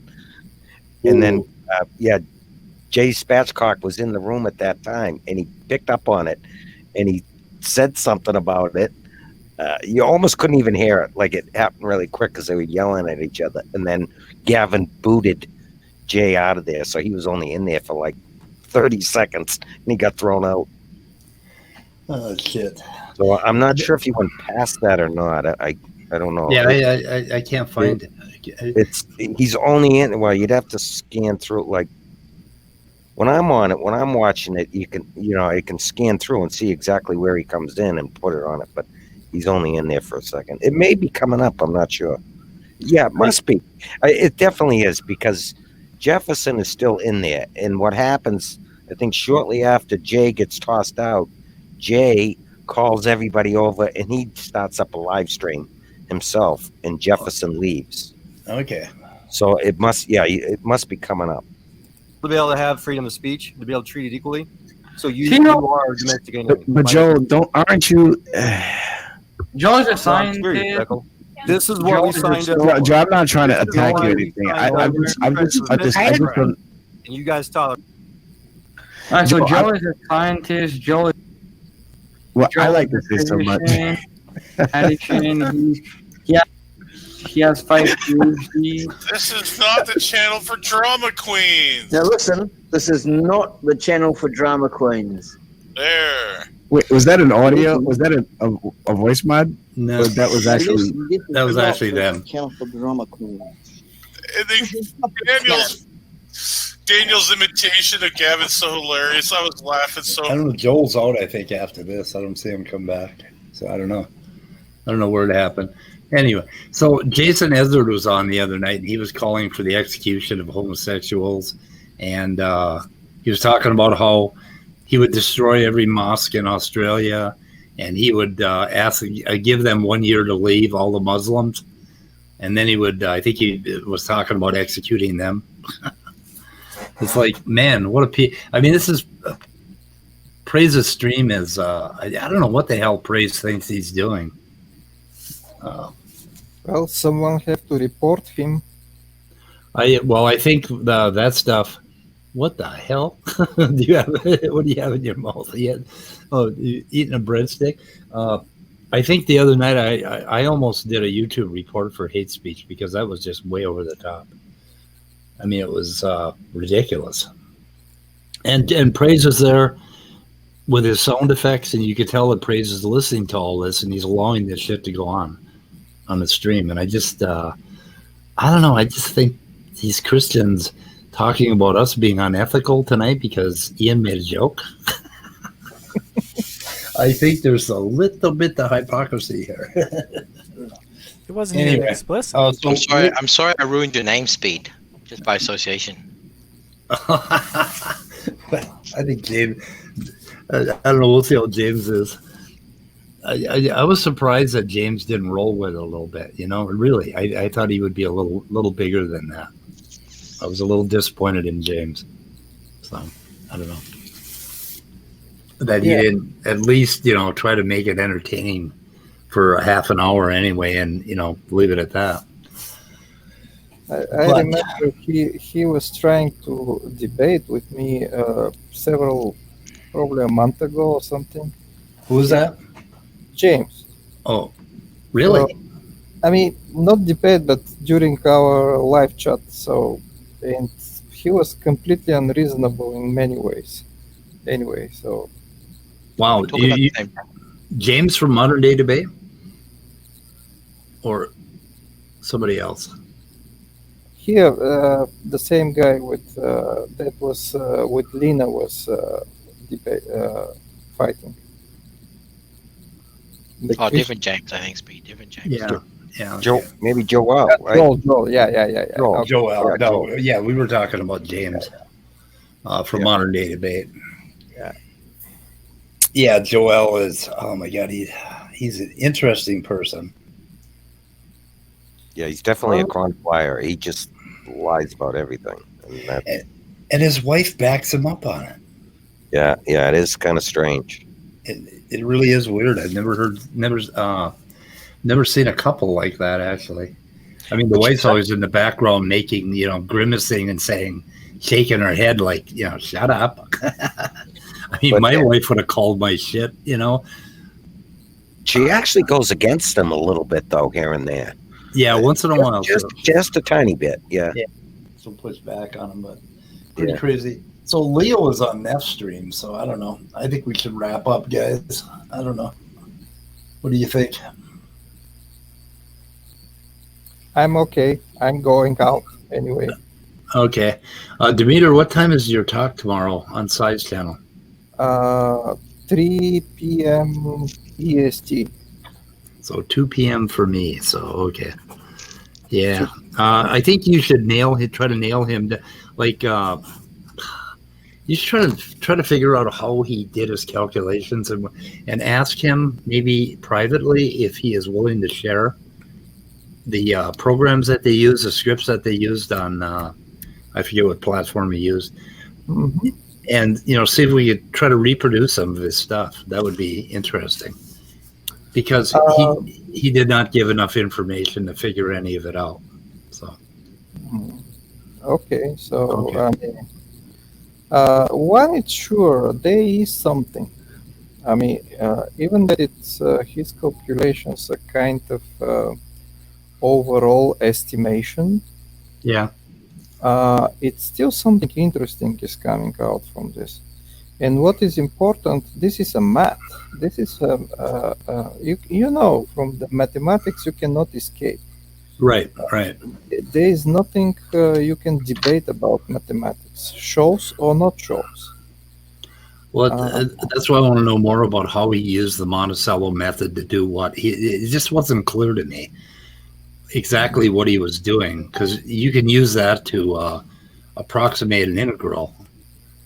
And I don't know what the hell he was doing. The way he worded it, he came up with 500 cells initially, and I have no idea what that means. So I couldn't get started. Maybe he finished with 500 cells and started just with one cell. I think he said he built up 500 cells or something like that. But it's you know, it's worth asking him, because he's probably got a lot of supplementary documentation that he could share with you, and ask him if he would share it with me too. But tell him that we'd like to look at it. So yeah, exactly. I mean, first of all, I will try to continue privately our conversation after tomorrow. Okay. Just to keep a contact with this guy. Yep. Second, the paper that I gave you, yep. It is published paper, so you can distribute this paper. It is published, okay. It is published, and you can distribute this paper. You can give it to Leo, for example. Okay. He might figure it out something. Okay. Yeah, I mean, the math isn't hard. It's just hard to get at what he was doing with the math and how he got the graphs that he got. I mean, the fact that I sort of understood the math, meaning that it's not hard. Yeah, it wasn't that bad. It was just the first part where he got started, and I don't know. Anyway, see what you can do with him. Maybe he'll give us a clue. Yeah. So tomorrow we'll meet. Okay. After hope will be good conversation, because that by idea should not be debate. It will be just conversation. Conversation, right? Yeah. Sai is pretty reasonable and intelligent. Except when you try to pin him down on intelligent design, or wherever he's at on it. Anyway, okay. Okay. So, I don't know, Ian. Everybody, what do you say we call it a night? Yeah, that's fine. And let's chat. Let's chat Tuesday evening for you. Okay. Don't let Danny get between us again. Yeah, I will try to clear my Tuesday for a change, because things have been so crazy lately. It's just one thing after another. Okay. So I'm going to end the stream, guys. See you guys. See you all. Bye. Okay. Bye-bye. Goodbye, all.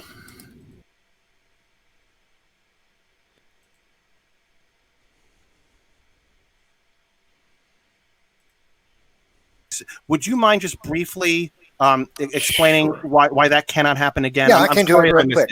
Yeah, I just want to hear this, guys. Okay, if our thoughts and emotions are all, and the ability to plan for the future is sheer chemistry in the brain, which is what atheists are stuck with believing, and this is what atheists claim. If you say so, sure.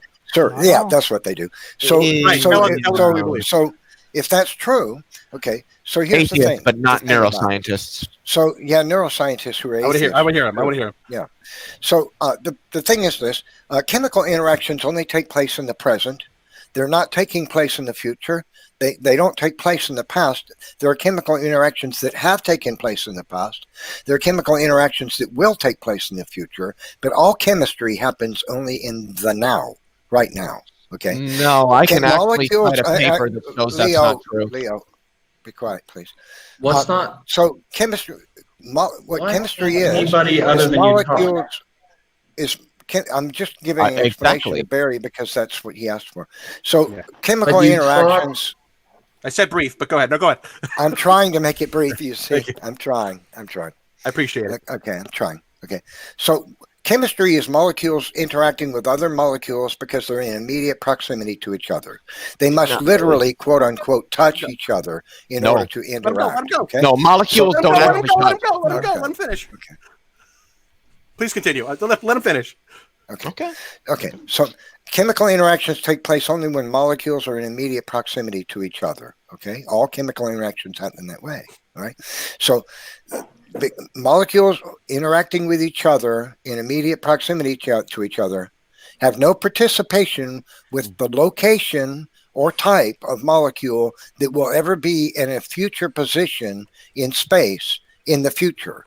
They have nothing, no relationship to it, nothing whatsoever. They're only taking place in the present. So you can't say that chemistry occurring in your brain presently is able to participate in the future. It's illogical to believe that.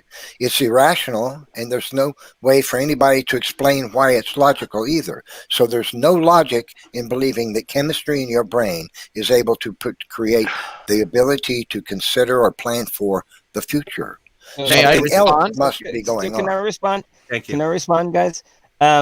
Do squirrels, do they like actually do they gather nuts for the winter?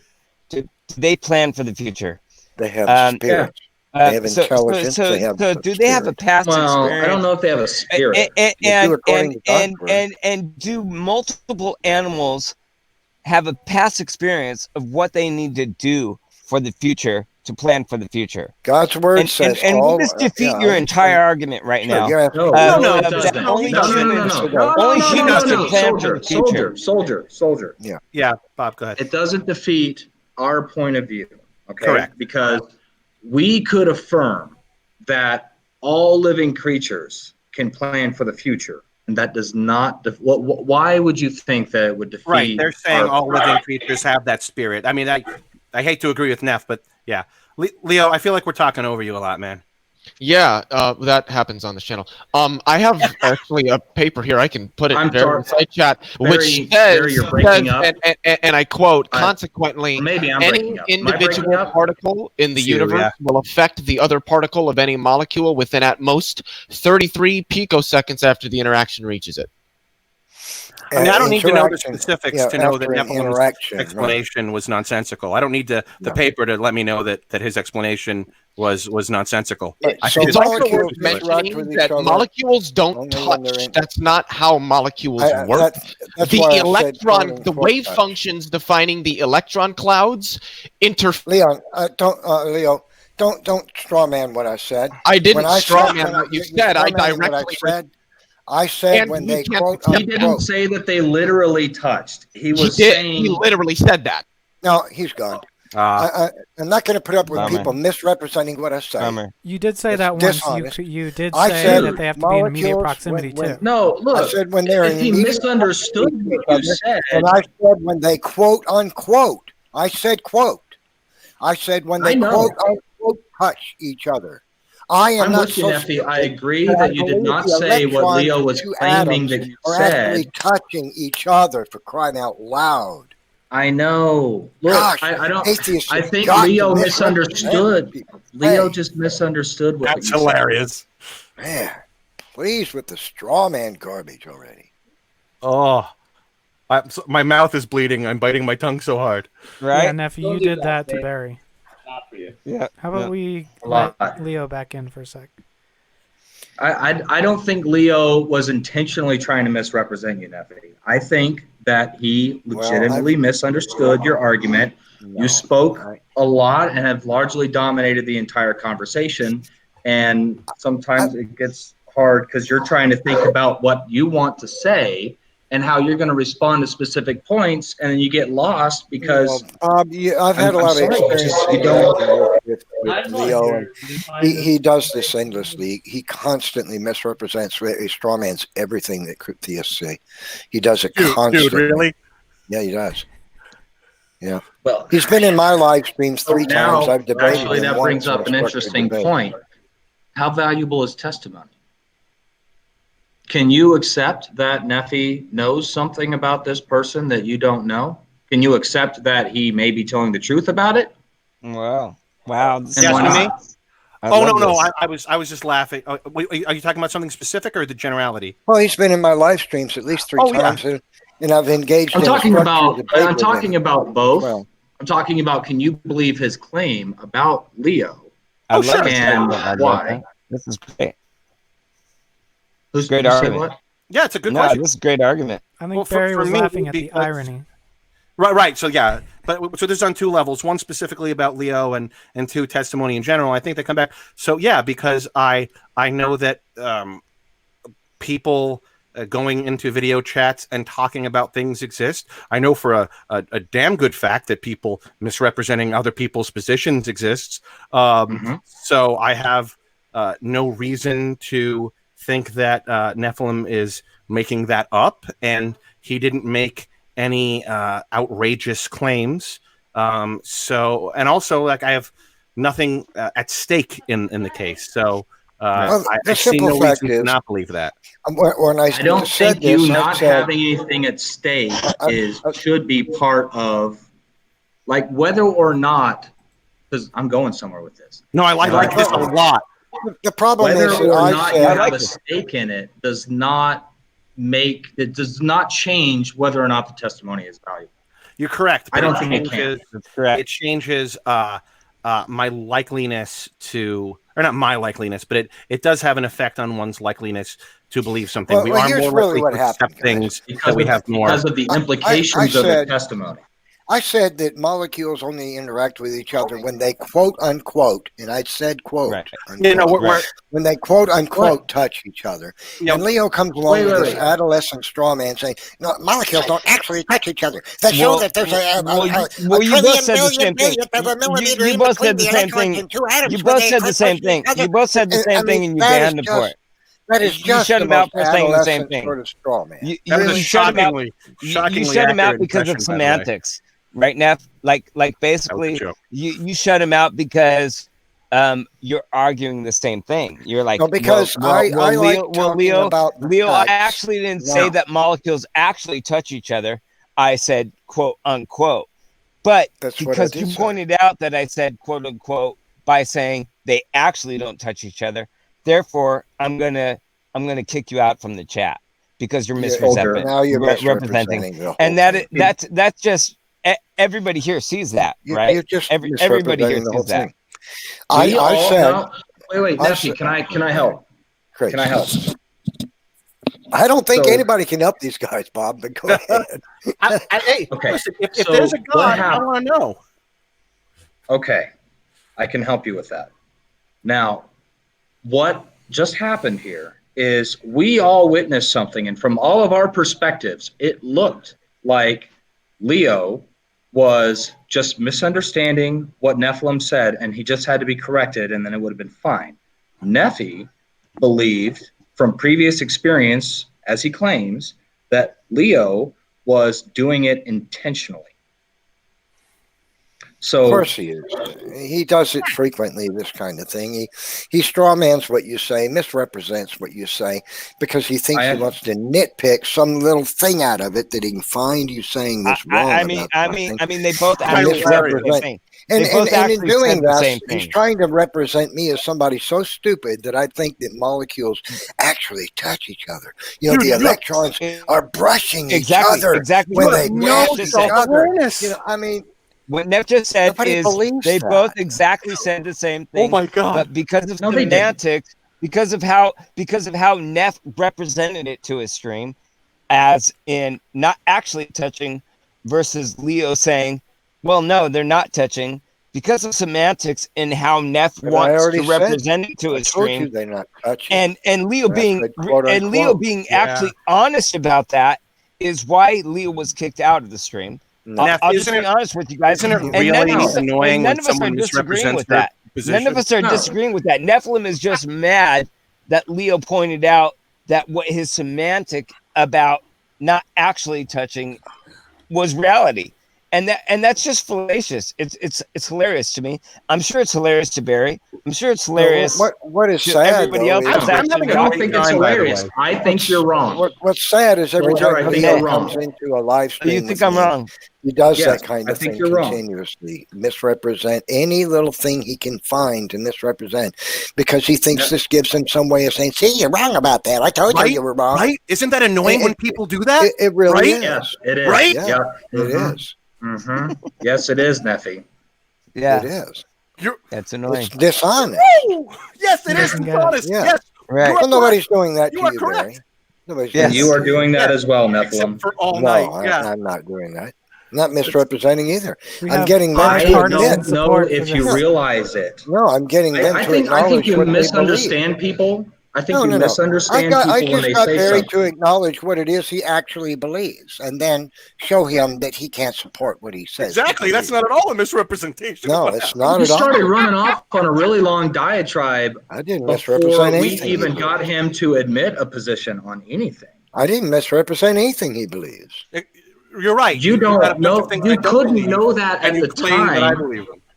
because asked him you what he didn't believed. actually get him to answer. Like you didn't let him answer. Sure, I did. Listen, what I he don't He think Nephilim. answered by saying that he sees no reason to believe that supernatural causation is involved in a human mind. I don't think Nephilim is intentionally being dishonest think and he is either. misrepresenting my position. I think he's been having didn't these misrepresent. conversations. You did all night. I think you've been having Okay, these so conversations. Barry, here's for what so I'm going long. to do. You're doing it now. You're doing it now. So here's what we're going to do. If you're going to No, stay in I this think live he was stream, going to have to what defend you're you. going to do, Barry, is what you're going to do is this. You're going to explain in detail exactly how I misrepresented what you said. I And think you won't be able well, to do that either, will you? But go ahead. I want you, when I unmute I can you, do it. to explain to me how I misrepresented anything that you said you believe. Will you go? I All right, can do ready? it. Ready? Go. Sure. So since I don't have a memory of every single word we said for the last 2 hours, and you did it so many times, Oh, but I you're would like still to. I going would, to I would say I like did. You did, and I would like to go back and watch I this did, video but you can't and make tell a me list. how I did. No, I can't Let him right talk. now. So I'm going to make Oh, a you list. can't now? I'm going to make a I list can. of all the times you did it and Okay, send so it to you. okay, so since you can't, I have one of the quotes since written you down. can't, let's hear Bob tell me how I misrepresented something he says he believes. Most things. Okay. Yeah. So you asked him. Let me think. I So have one of the quotes written his down. response was, I don't remember the exact question, but his response was that he didn't see anything that would cause him to believe in the supernatural. And then you started jumping up and down shouting, "See, he just said that there's nothing supernatural." Yes, and that that's is the one of foundation the of his things. religion. No, And I that- think that I was said falsely that re- he's, that was I said that he misrepresenting. says he sees no reason to believe in anything supernatural. And of course that That's how you posits said. that is what I said. You play it back later, you'll see. Neff, how many And- times and- do you have and these I was videos? listening That to you, says- and I realized, look, Nephi, and that, I'm and on that is your side. essentially Like, right. I mean, but we're well, sort of do I have to go not on play your the side video back again like I did and prove you wrong again, you Neff, guys? how many times do you have these How many videos a times week? do we have to do this? Do No, I I'm need curious. to go to the proved wrong the video last and time you play played it the back? video back. Neff, And do I you played stream it often? back, and you guys were wrong, and now you want me to do it again. The Neff, quote how often was- do you stream? How often? I don't know, once or twice a week. Okay, so what I'll do is I'll go back through the whole video and I'll Yeah, write you go down ahead and every waste your time you time on that. misrepresented me. Excellent. Can I come back next week and read the list?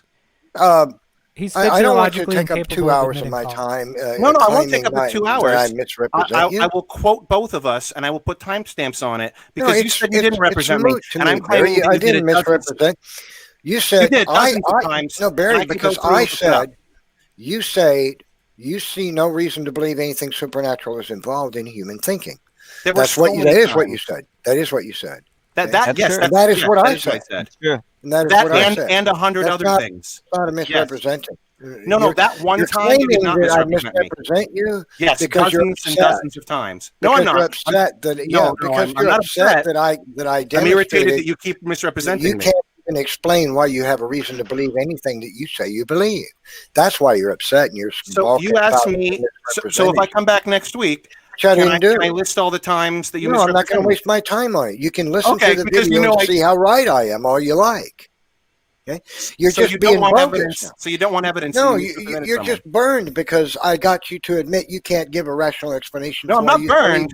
I'm letting naturalism you know that I explains could human show you. beings. I can make a list of all. You're the welcome to times you misrepresented me. fantasize all you like, kiddo. If I have that list, can I come back and show you all the times you misrepresented you me? can share it with the world and make a fool of yourself. Okay, great. I mean, I will be here. I will be here next week.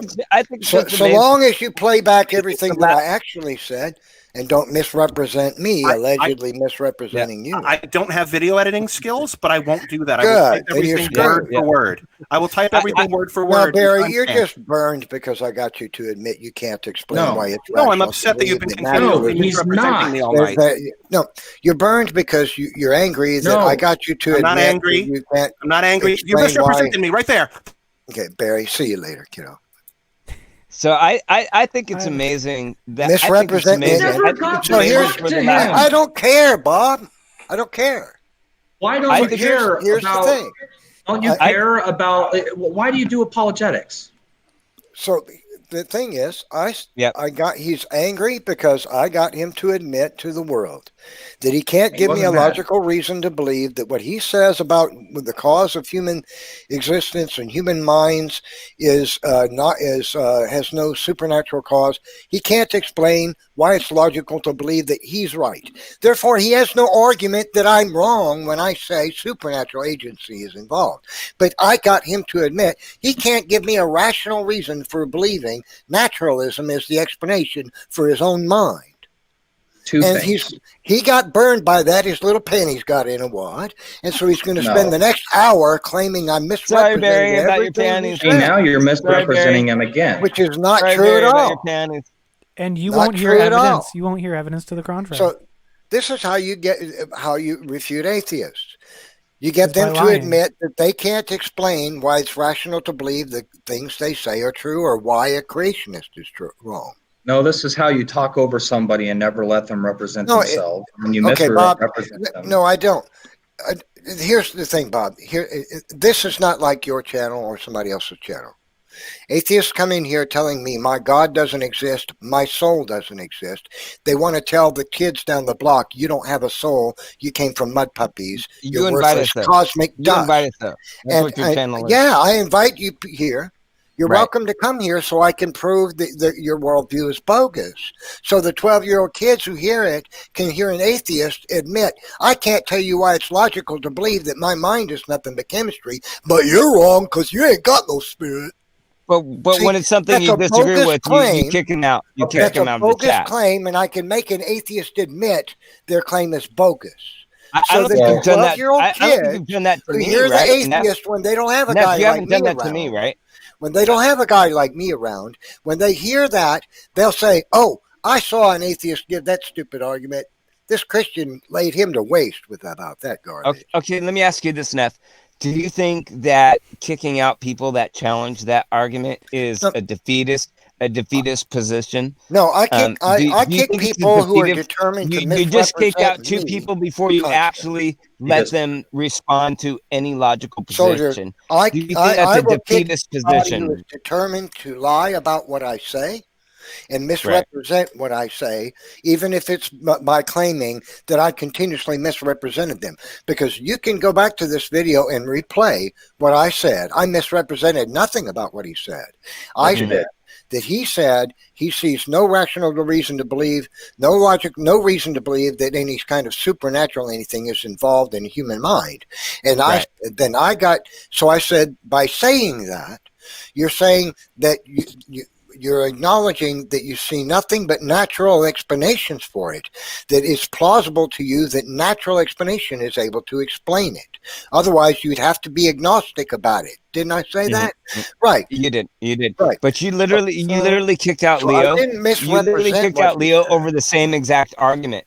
And you kicked out Leo because of the argument that Soldier, I'll you kick decided anybody to. who constantly Leo wasn't making an argument. Leo wasn't making an argument. So, Nephi, I'll are you kick saying that anybody 12-year-olds who are your target constantly demographic? misrepresents what I say, because I'm here to talk about what we actually say and what we actually say we believe, not play games and act like you're all butthurt because somebody made me admit that I can't tell you why it's rational to believe that chemistry is what explains my ability to think about what I want to eat for lunch tomorrow. Sure. I just want to make I want to make a point. I am willing to admit, I'm willing to accept that this is your channel and you have more experience with these specific people. Right. And therefore, you have a better understanding of what their underlying intentions are for showing up, and you know, all that stuff. And that was part of my argument with, which I never got to do. But Barry was new. So the problem is, if they don't misrepresent what I say and lie about what I say, then we can just stay here all night and have a conversation. But if you're going to resort to this, that a lie, that I'm misrepresenting what you say constantly because you're upset, because I got you to admit something, then that you have no place here. It's just not. This is not a place. Do you think that I'm a liar? For us to constantly misrepresent what each other say. Neff, you, both you and you think Leo, that I'm a liar? both you and Leo actually argued the same argument, where Leo said that molecules don't actually touch each other. Oh, I didn't say they actually touch. And Neff, well, he thought you said your argument was, well, I put that in quotes that they don't actually, and I did. And because Leo just pointed out that the quotes probably shouldn't be there. That's literally what he did. No, he didn't. He pointed out that they ought to be there. Because he pointed out that you shouldn't be putting that in quotes. That's literally what you think. No, according to what he believes, they should be in quotes. Because I used the quotes because I wanted to make it clear when I said when molecules quote unquote touch each other, this means they're not actually touching each other. We can liken it to touching each other because they're in such close proximity to each other. It's not as though they're physically actually touching each other. That's why I use the quotation. Leo's in the chat saying Leo has a habit of misrepresenting everything you say. You kicked someone out because of semantics. You knew exactly what he meant. Leo's in the chat accepting what you said, Neff. And find some little thing to try to say. And find some little.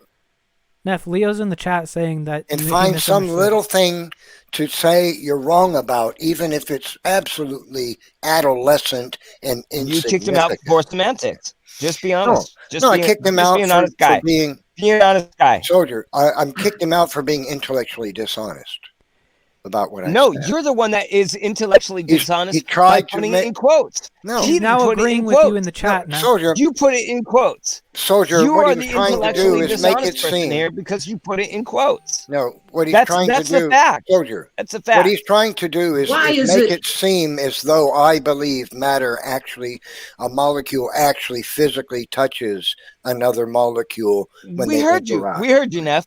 We heard you, Neff. Because he wants to make Soldier. Do you think that molecules actually touch each other? I don't put up with that. They don't. They don't, right? Because they're then touch should be in quotes because it is touching, not actual touching. But even if Leo qualified that, and whether it was in quotes or not, they both said the same thing. Would you not agree? Okay. I agree that. So what I think happened was Leo misunderstood Nephilim, and Nephilim misunderstood Leo. No. Nephilim was not saying that molecules were actually physically touching. No. Leo was saying molecules don't actually touch, and Nephilim said that's why I put it in quotes.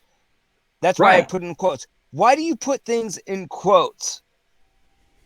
Because it's not technically the right word for it.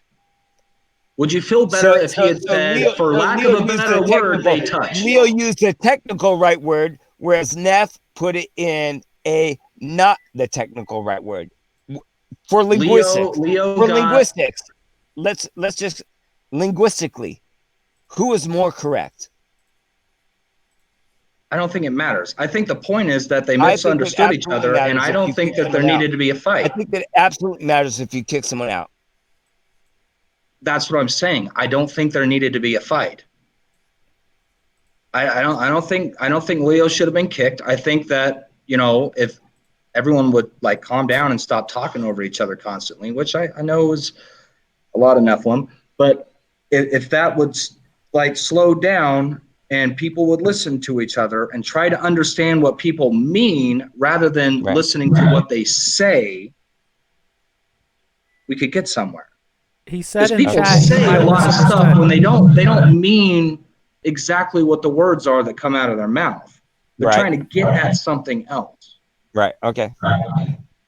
So Leo says he misunderstood Nephi, so he's in the chat. Why don't you let him back in? Yeah. I think Nephi may have gotten mad for a second.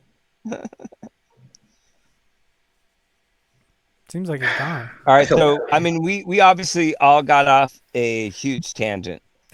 Like. No, I well, mean, come on, give you know, him a break. He's been talking for 2.5 hours. He needs a break, maybe to go to the toilet or have a drink of water or something. So give it a break. I mean, for crying out loud. Hey George, what do you want to add to this? Nature couldn't care less, mate. I don't know why you care. Nature couldn't care less. I don't think we're Nature knocking him couldn't for care that. less about what. Well, that's everything. actually okay. So we have to switch You topics think anyway. everything's natural? We have to switch Well, topics nature anyway, doesn't 'cause- care. Okay. We're just realizing that he's not in the chat Right. right now. Or the stream. I mean, how does nature So, not okay. care? How is that an argument? Well, it doesn't care. Okay, why would nature care? What you say or what you say or what you do, nature does not care. That's your Right. philosophy. Nature. Your philosophy is Absolutely. nature. Nature does Absolutely. not care. Absolutely, I agree with you, 100%. Okay. Right. Go on. Why all this nature stuff? does not care. I agree. Nature does not care. Is it wrong to rape a woman? Would that have to do with nature, or would that have to do with morality of what we have decided as what morality is?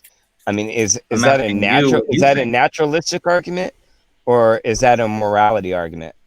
It's not an argument. I'm asking a question, and I want to know what you think.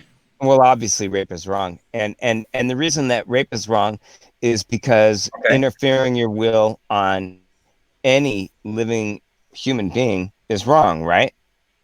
Like actually impeding your will against the will of another human being is wrong. So that would include every aspect of that morality, and you don't really need a god to like actually evolve to realize that you impeding on the will of another human being is wrong, and that's just proven by history itself, right? Like you're going off on a tangent. I want to know why. Well, I think it is. I think that you're going off. Why do you think it is? Because I wanted to know why you think that it's wrong, and you're now attacking my worldview, and I'm just asking you questions. Okay, cool. So why do I think rape is wrong? Right. I think it's a product of evolution where we obviously had to agree with each other to even be able to survive, right? So it's just the evolution. people who raped, yeah, I do. I think that if people raped each other and murdered each other in your particular tribe, that your family would be afraid of those, and actually maybe in the early years of evolution, give retribution on those people and kill them off before they actually killed you. And so there would be some amount of this confrontation of what was morally good, but ultimately what it came down to is your own survival, right? Like, I don't want you to rape my daughter because I wouldn't rape your daughter, and if you rape my daughter, I'm going to kill your entire family. And so I won't do that to your daughter. And so we agree not to do that to each other's daughters. Yes, right. I see So the whole argument. This is a product. This is a product that has nothing to do with the Jesus Christ you believe in, right? Because obviously, humans would not have existed all the way until we even believed in Jesus Christ, unless there was a certain amount of morality which allowed us to survive with accepting murder and rape. Why are you attacking my worldview again? How am I attacking your world? How am I attacking your worldview if I'm bringing up a common example of why any being, actually exist, and this is not even with sorry, humans. It's not you're even with breaking humans. You up, can and I actually don't know take if it's on my animals. end You or can if it's take on your. animals that respect moral, actual laws. So go on. So Dave, when the communist atheistic regimes prevented people from practicing their religion, was that wrong? Yeah. Yep. So what's different about today, where the atheists are preventing schools from saying prayers before classes? Would you prevent Muslim prayer in class? No. Yeah. Exactly. Exactly. No. So why are you targeting Christians though? Why are you targeting? The reason it's wrong is because you presuppose one religion as being the right religion. So I didn't say that. I just said wrong. Is it Well, wrong? we don't. It's not a presupposition. But is so then if it's wrong, if it's so let's just say it's totally right for Christians to pray before. Is it right for every other religion to also pray before? Yeah. Would you accept that? Yes. I just said that. Yeah. Cool. I'm agreeing. I agree with that. Well, there's a lot. So why are you religions targeting Christians in schools? Christians are the primary ones in America. Targeting Christians in schools. No nonsense. Hey, Snake, there are examples in universities where they make special cases for Muslims to pray, but they don't allow the Christians to do it. You got to be joking me, Matt. Yeah, I mean, George. No, I'm not honestly, joking. George. I believe it.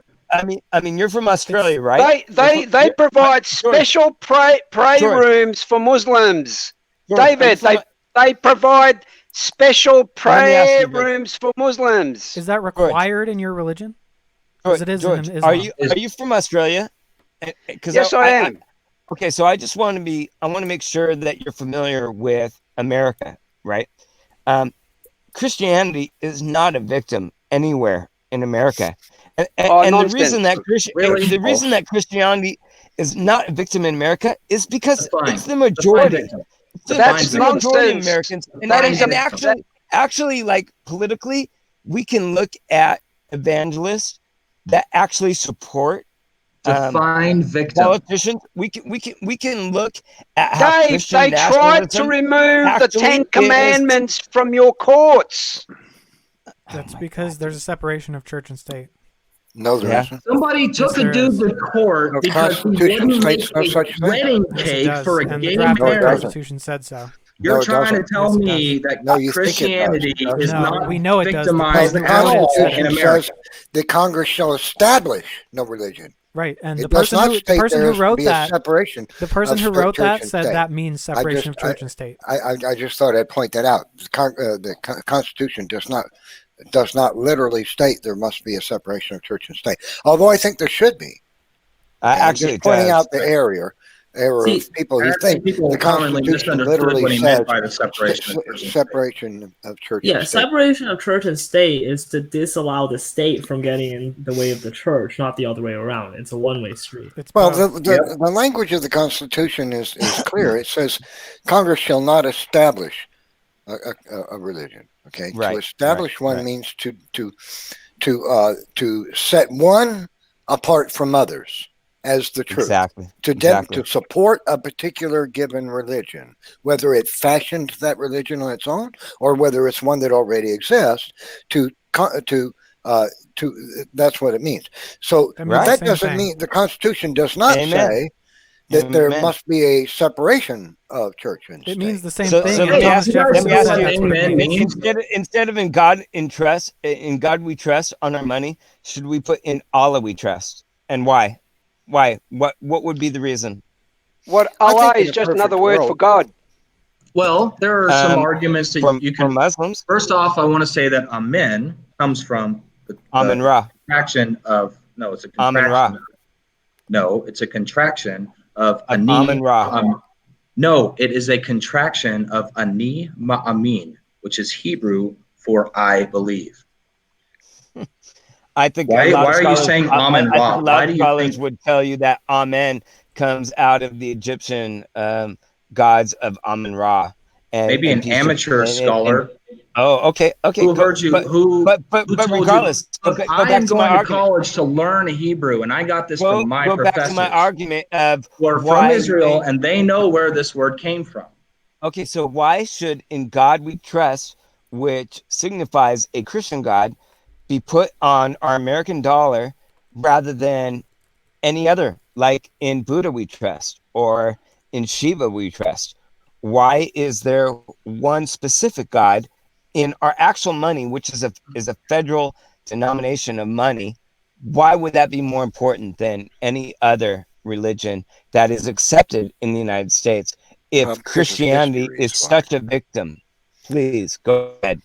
Wait, that's your point? Your point is that because we haven't changed "In God We Trust" on our My point is he you've doesn't argued make that logical Christianity is a arguments. victim You'll in the United States, and that is false. It's I've false. had him in my life several times. If you claim that there is no victimization of Christians in America, you are ignorant.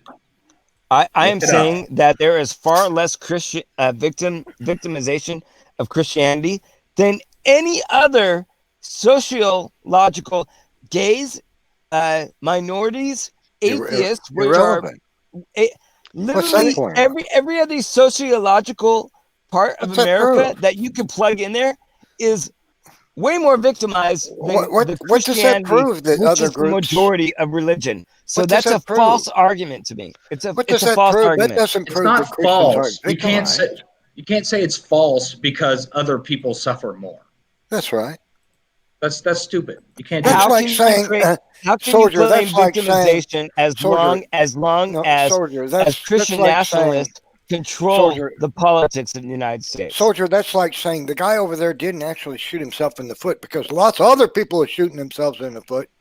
You realize that the Democrats are like completely in power right now. Just about, right? Right. They're not atheists. And that is a pure rejection of the Trump cult. But that is a pure rejection of the Trump cult. But to say that Christian only because it was all rigged does not have massive power is just a pure blatant disregard for knowing what foreign policy is about. And the entire reason I'll tell you right now, nobody in Palestine believes that any Christian in the United States or evangelist in the United States who supports policy to allow Jewish people to take land in Palestine, none of them believe that Christianity is... You mean Jerusalem? Palestine. Jerusalem. Palestine. Jerusalem. Okay, you and I can come up with different definitions for Oh, the people. like it's in the Bible. You know what I mean. You know it's what in I the mean. Bible. I know what you mean. Yep. And I'm telling you that land used to be called Jerusalem. That land. Am I mistaken? Do I have that right? It's Jerusalem, right? And so Istanbul used to be Constantinople. Do modern humans, whether it's called Jerusalem or Palestine, have the right to take over land of people that have actually lived there and take it over because of their religion? And do modern American Christians, not because of their religion, and do modern American Christians? It's not religious. Absolutely is. It No. You don't know anything about the Jews. The Jews, I do. The Jews are a nationality. They have a homeland. Let me share a little information with you you're probably not aware of, soldier. There's a common misconception that the Palestinian people, as they're called, that they were there first, and when the Jews got there, and that they're the prior owners of the land, and the Jews are trying to take. No, actually, they both lived there. I would just point this out.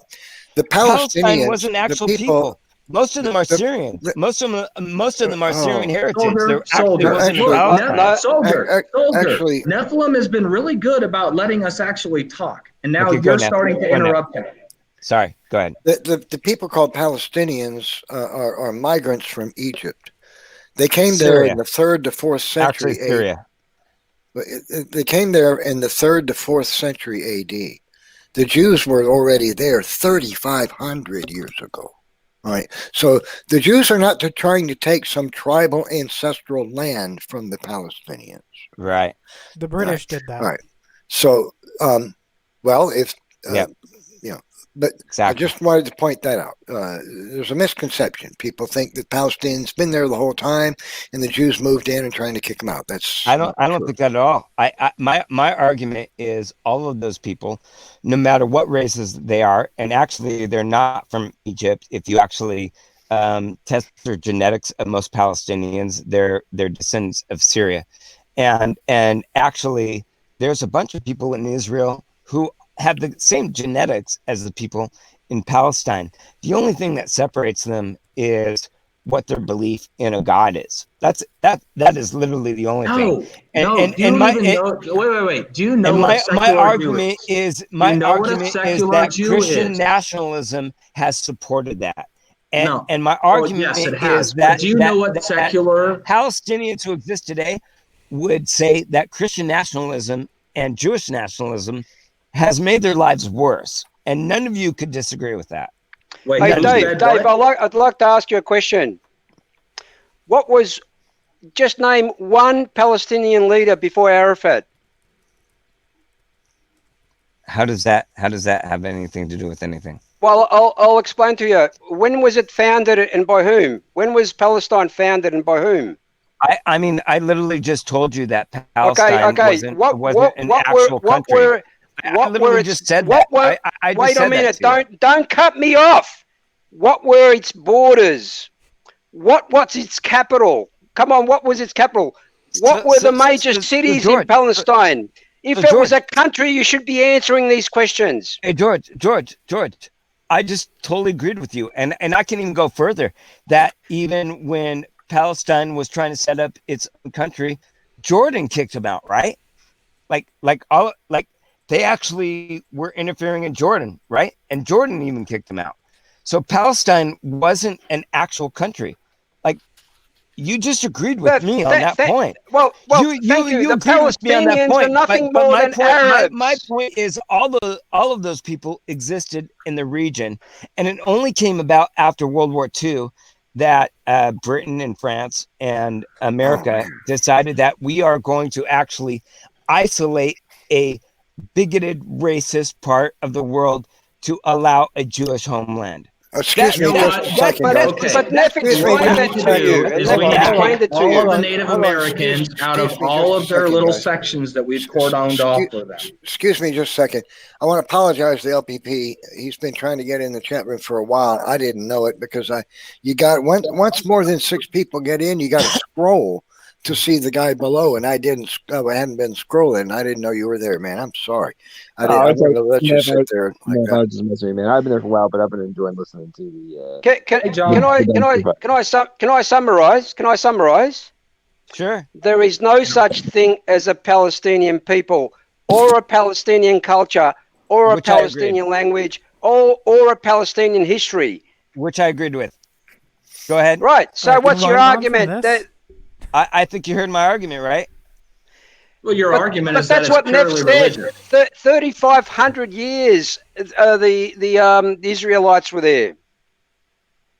Right, the Native Americans were here for a long time before us. Get out of America then, Snake. Get out of America, Snake, and give it all back. Yeah. My argument is that we took it from the Native Americans that lived there. There was people that were Syrian born that eventually became Palestine because they moved around in a bunch of areas. But regardless of that, these are humans that lived in the area, right? And so then you set up a country that did not exist there before called the Nation of Israel, which was exist there. No, that's nonsense. That's nonsense. Because countries were kicking out Jewish people, such as obviously Germany and Turkey and all of these countries. So after we won World War II, we set up a place for them to exist. What I'm telling you is there's consequences of that. And the consequence of that is bigotry and racism, because you automatically set up, it's like literally same thing with Iran, right? What's Iran mean? It's okay. So you're saying that it's the Islamic Republic And you're saying that when you it's set racist up a to nation, give a race its homeland back. when you set up an entire country based on a religion that is your form of also government, it is a bigoted, racist nation. No matter if it's Iran. All right, so let's go over that again. What are the qualifications to make a nation bigoted and racist? It is. Absolutely. No, what are the qualifications again? For a nation to be bigoted and racist?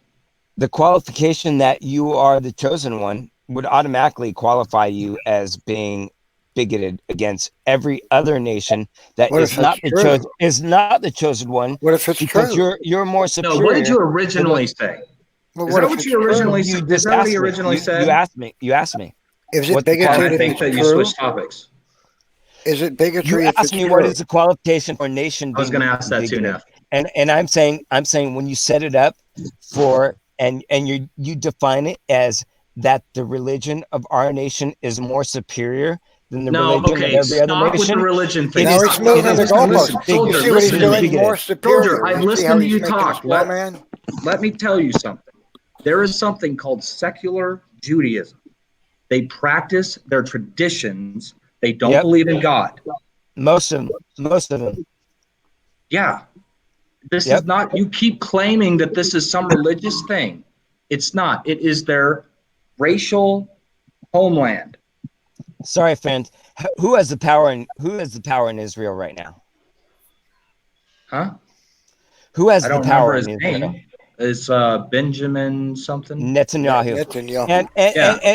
And actually, the fundamentalists of Israel have the power in Israel. He was prime minister of the fundamentalists of the country once before. The people that have literally have disregarded actually being a part of the army in Israel, which is fundamental to all Israel. I know where you're going. I think I know where you're going. I think I know where you're going. Trump and Biden. Well, Biden's a Catholic, but they both profess to believe in the same God that I believe in, and that Neff believes in, and John believes in, and I think Godzilla believes in, and George. Right. Okay? What does that mean? Is our nation racist and bigoted? Is that what you're saying? No, because our nation is not based on one religion, and that was my point. Our nation is not a Christian religion. Our nation is not based on a Christian religion. Our nation is based on a secular religion. Yeah, but because the leader of Israel, because the leader of Israel believes, does not follow that the nation is that religion, because it is not. Sorry, my friend. What is the percentage? What is the percentage of people that live in Israel believing that the Israel is the homeland of the Jews? Are you trying to make a point? The homeland of the Jews is not the same thing as saying we believe in Jehovah. Soldier, are you trying to make a point of some kind? I haven't really heard it. Okay. I see what he's saying. I see what he's saying is because of this geographical location, that some of those people that are actually Jewish are actually secular people, and therefore you can't claim it as a land of a racist, bigoted, that it was set up to be a homeland of the Jews who really think that they're more superior than any other religion. John, you're a little quiet. It's an John, maybe I should question that. I don't know. I didn't hear what he said. What'd you say, John? I was just asking Neff why he keeps letting this drunken idiot come into streams. Thanks. That's a valuable argument, dude. Conversation. And for the idiots who were talking about the whole separation of church and state, post ratification and adoption of the Constitution and the Bill of Rights, i.e., the First Amendment, quite a few states had established religions of those particular states. So you guys are clearly ignorant idiots when it comes to history when you're arguing separation of church and state, when there was literally state churches in different states post ratification of the Constitution. Ignorance does not make one an idiot. Huh? Ignorance does not make one an idiot. I wasn't referring to you. I was talking to you guys. Soldier, I don't even know what. I understand. I mean, I don't think we need to necessarily insult each other. Well, Bob, they've been making these rather strong assertions. Well, like I don't know when you started coming into YouTube, but they've been making these same assertions for quite some time, and it takes about 30 seconds on Google to find out that the modern interpretation post 14th Amendment of separation of church and state was not what was the original interpretation and meaning of the Constitution. I'm sorry, who coined the phrase separation of church and state? Then you fast forward to Thomas Jefferson, right? It was 1956 when Eisenhower got "In God We Trust" declared to be the national motto and placed on our coins and our paper money. So this whole premise that somehow it's just this completely, it needs to be 100% separated thing, that actually hasn't really been the mainstream concept really until the last 25 years. Who coined the term? It's happened in my lifetime, and I've watched it happen. And the acceleration's happened in the last 15 years, really. Okay, cool. Which is why I say ignorance of history does not change reality. Correct. So who coined the term separation of church and that's a state? great argument then, right? So then we can just move right into should the United States be determined as a Christian nation versus a secular nation? Well, it seems like by your definition that we should, the way you're defining Israel. Well, I don't see it should be declared either. I think it should be a nation. I don't think that we have any business declaring that the country is this kind of nation or that, whether relating to religion. I think that the people decide what their religion is, and the government shouldn't have any say about. Nobody should say this is a secular nation. Amen. Well, you know that. We shouldn't have in God. And it shouldn't be called a Christian. Wait. Secular doesn't necessarily mean atheist. That's true, but it means worldly. Soldier started jumping up and down like, "Oh, I'm so happy he said that." No. He said that, and that's an honest response, which therefore can only equate to that we cannot like endorse one religion on any government thing, right? Whether it's your money, Why should we have "In God We Trust" on our money? Why shouldn't we have? Because we're not a Christian nation. Because the Illuminati want to tell you in 60 years who that God is. I'm sorry. How is that? I just chastised John. You're literally endorsing one religion. 60 or 100 years. No, you're endorsing one religion with your money. That's ridiculous to me. What makes why do you say who is doing that? Why not just take it off? I don't think anybody in this room is doing that. There are a lot of religions. Somebody decided to do that. Who's that, and what's their motivation? Do you guys? There are a lot of religions that believe in capital G God. You know when that was put on their money? Just by the way. Soldier, nobody in this room did that. Nobody in here did it. But some group of people who have power in this country decided that it should be on the money. Do you know when that happened? And do you know when that happened? I literally just told us it was in the 1950s. Exactly. It happened in the 1950s. And why did it happen in the 1950s? Well, because there's a group of people that want to control the world. And one of the ways they can do that is by giving you a God to believe in. And that's actually wrong. It's actually wrong. It came out of the anti-communism movement. It actually came out of McCarthyism, and it actually came out of the fact that America was so paranoid about communism taking over the world that we got so ultra Christian and ultra Christian nationalism that we decided to put that on our money. That what is was wrong the reason about what Neff said? What about what Neff said? Soldier, what you're ignoring is behind the scenes influence. The 84th Congress passed a joint resolution declaring "In God We Trust" the national motto of the United States, H.R. 619. A bill that required the inscription "In God We Trust" appeared on all paper and coin currency, was signed into law by President Eisenhower on July 30th, 1956. There you go. You just backed up everything I said. No, Thank I you. didn't. Thank you for that. Thank you for that. No, I was just In other reiterating words, what- in Dude, God you we don't know trust what the was heck not you're on our talking about, money. man. It You was didn't even not on know our who money he when we was, even though I created this just said it nation. 5 minutes It was before. And created on our Stop money. talking over him, Dave. Stop talking over him.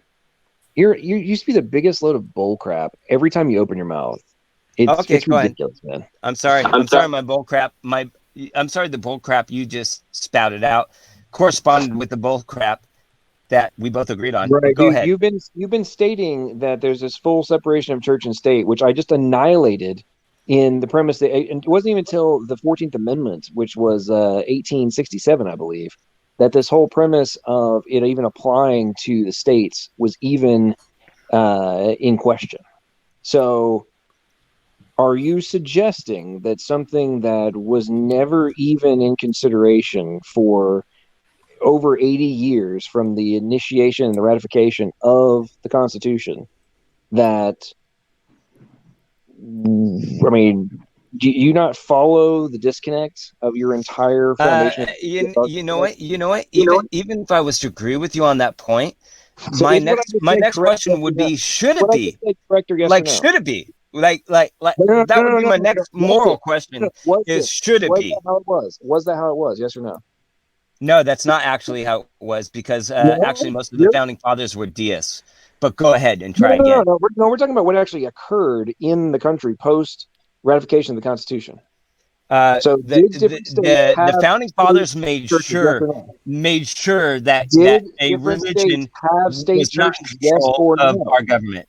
That's what they made sure of, and Did that is what state history shows. governments have official state churches post ratification of the Constitution and the First Amendment? Yes or no? States can violate the Constitution. That's not what we're talking about. We're talking about You believe that? You believe that states violated the Constitution in this election? Not when it comes to separation of church and state. That states don't have that right, even though, because everybody ignores the 9th and 10th Amendments now. So again, going back to how things were, right? Is that what was the case? Yes or no, from historic perspective? That's a no. That's a no because So you're our saying that's not actually what happened. written to So make sure was literally written to make sure that we weren't the same as the country we Hey, which bro, was you England. talk about It was literally written to make sure that Are you we rewriting separate. history? Are you a time traveler that can rewrite history? Yep. What? So when you get shit faced drunk, you go back in time and like rewrite history? I mean, I'm not sure what your ad hominems have to do with this argument, because you're trying to win. Because you keep denying things that are a historic fact. Historic fact. That Every constitutional scholar agrees with is that our Constitution was literally written to separate us from the monarchies and rule of the Church of England and religion actually subscribing over your government. It was literally purposefully created that way. And so to then just designate religion. So are you going to tell me right now that you actually read the James Madison notes of the Constitutional Convention? Dude, just answer my question. Have you read the James Madison notes? Is that the case or not? Is that the case or not? Is it the case or not? Have you read the notes of James Madison of the Constitutional Convention? Yes or no? I have no idea how this argument contributes. Do you even know what I'm talking about? Does your argument have anything to do? Do you even know with what we're I'm talking about? Do you know what the James Madison notes of the Constitutional Convention are? Yes or no? No, I don't. There. Okay, go ahead. Go ahead. Then clearly you don't have a freaking clue. Oh, I don't.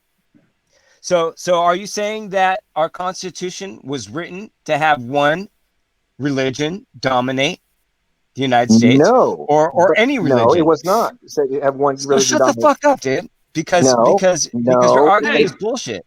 It was it was to not allow the forcing of a specific religion onto. I don't allow that language in my live streams. So I have a couple of quotes that I would like to read. And Snaky Boy, If it was you'll Thomas indulge me. Jefferson who coined the term separation of church and state in a letter. It's not in the Constitution. It was in a letter, and it was on a state matter, not federal. He's explaining. He's paraphrasing what it means. He's explaining what it means. One of the guys who wrote it. Yeah. I'm pretty sure it wasn't And about the Constitution specifically. Our government has also ruled on this. Are we back? Are we still on separation of church and state? Yeah, and were you saying that we're discussing this in the money context was of the not? macro view of what you guys were earlier discussing, and the point was that The Supreme people, Court has ruled on this, dude. ignorant idiots, especially in YouTube atheists that run around who don't know anything about history, and claim that the modern interpretation of all this stuff and the dramatic paradigm shift that's occurred from activist Supreme Court justices in the 1960s, mostly up until now, have completely rewritten the original interpretation of the Constitution. No, because the drafters of the Constitution stated that it means a wall of separation between church and state. I'm sure you understand what I was talking about, because you said activist Supreme Court justices. So yes, this has been ruled on by the Supreme Court. What has been ruled on by the Supreme Court? The separation of church and state. I'll give you the full. And were most of those rulings A phrase most famously used years? by Supreme Yes, Court Justice Black in the case Everson versus Board of Education, in discussing the Establishment Clause of the First Amendment, Justice Black said that the clause erected a wall of separation between church and state, quoting Jefferson. He explained that this means, among other things, that the government cannot participate in the affairs of a religious group, set up a church, aid or prefer one religion over another, or aid or prefer religion over non-religion. Yeah, that has nothing 1947. to do. This has been ruled on. So when was that? 1947. Yeah, okay, so that would be how long ago? It's the law. Why does that matter? Did you say? Hey, did you say is it 1947? Yeah. So 73 years ago. Okay. So did I say the majority Constitution's of older than that? So What did is I the- say what that are the the age? majority of the rulings from the Supreme Court have happened within the last 70 or 80 years? Did I say that? Yes or no? I don't know. Oh wait, I did. I repeated myself like multiple times on that. Okay. So thank you for just providing evidence to prove my point. That's the interpretation of the Constitution, and the guy who wrote it Okay, so also everyone agrees. else- He quoted the guy who wrote it. The words coming out of Snake's mouth right now. He quoted the guy who wrote it. Who So are I taking have- things out of context, because the entire point that I'm making, which I've made multiple times, is well after Thomas Jefferson wrote that letter, which was being quoted, there were still lawsuits, yeah, because they couldn't agree. established churches for quite some time after that, and they were not overruled by the Supreme Court. Okay, so you're wrong on that account. And did you say that the adding "In God We Trust" in the money was not a response to communism? Did I hear that correctly? No, that's not what I what said. I said- specifically no, is he that's not wrong what I about? said. I said it was added in 1956. That's what I said. What specifically are you claiming that John is wrong about? That this is just some recent thing in the last 70 years. Well, you said you quoted a ruling. When was that ruling made? 1947. Okay, And so then it's based recent. on people who explain. Well, it's not based on it, but he quotes the guy who wrote it, Was the explaining what it means. ruling made in 1947 or not? Yes. Okay, So it's if recent. the ruling that you're referring But you're to saying this hadn't is occurred until exclusively you're 1947, saying this is then that wasn't the exclusively. interpretation of the Constitution before 1947. So you're saying that the Supreme Court can't do that? Did I specifically state that? No, he okay, didn't are you say that at suggesting all. okay, are you suggesting that a variety of Supreme Court rulings in the past that like supported slavery and things of that nature, are you suggesting that even though those were overturned later on, that is the be-all end-all interpretation? No, but this is Okay, the then law. so the entire argument that was you're the law making at the time. is It's the law current can law. violate You really do not itself understand anything about constitutional law at all. It's amazing. because I'm quoting constitutional law. You're Which quoting quotes the current. drafter You're of the quoting, Constitution? You're Okay, quoting. Dude, You're you don't quoting realize the current. fact that I literally said that was not the ruling until activist judges started making rulings You're like just that in that's the last just ad 70 to hoc. 80 years. It's So wrong because then he's an you activist, is what you're quote saying. one that is within the time frame which I stated, which has resulted in the modern acceleration of the interpretation of the Constitution and things like the First And Amendment yet- and separation of church and state. You don't even realize that you're literally providing evidence to prove my entire point. No, because the guy who wrote the Constitution said that it means a wall of separation between church and state. a guy who participated in the writing of the Constitution said that. So this To isn't be a fair, modern interpretation. well, The other, right, but we're my not going to agree point. on Wait, this, Snake, so I also wanted to get to the communism thing. Snake. My point is that you're quoting one guy who was part of a larger group. So it's not definitive that because Jefferson believed or interpreted it that way that everybody did. Yeah. They had a lot of arguments when they were writing the Constitution. I'm not sure why he would sign it if he didn't agree with that. Because they had to compromise. They all disagreed on certain issues, and this was what they came up with that was the closest that they could get to a consensus. They all compromised. So, how does that make me wrong? I'm not saying it necessarily makes you wrong. I'm just saying it's not definitive evidence. Like it's evidence, I'm but saying it's not a definitive. modern. It's not a modern interpretation. That interpretation has been around. Even if you're saying that the interpretations were. Hold on, I'm speaking. Hold on. Yeah, shut up, dude. You're an idiot. I'm gonna read the interpretations were divided back when the Constitution was drafted, that interpretation was still there from the very beginning. So. I agree.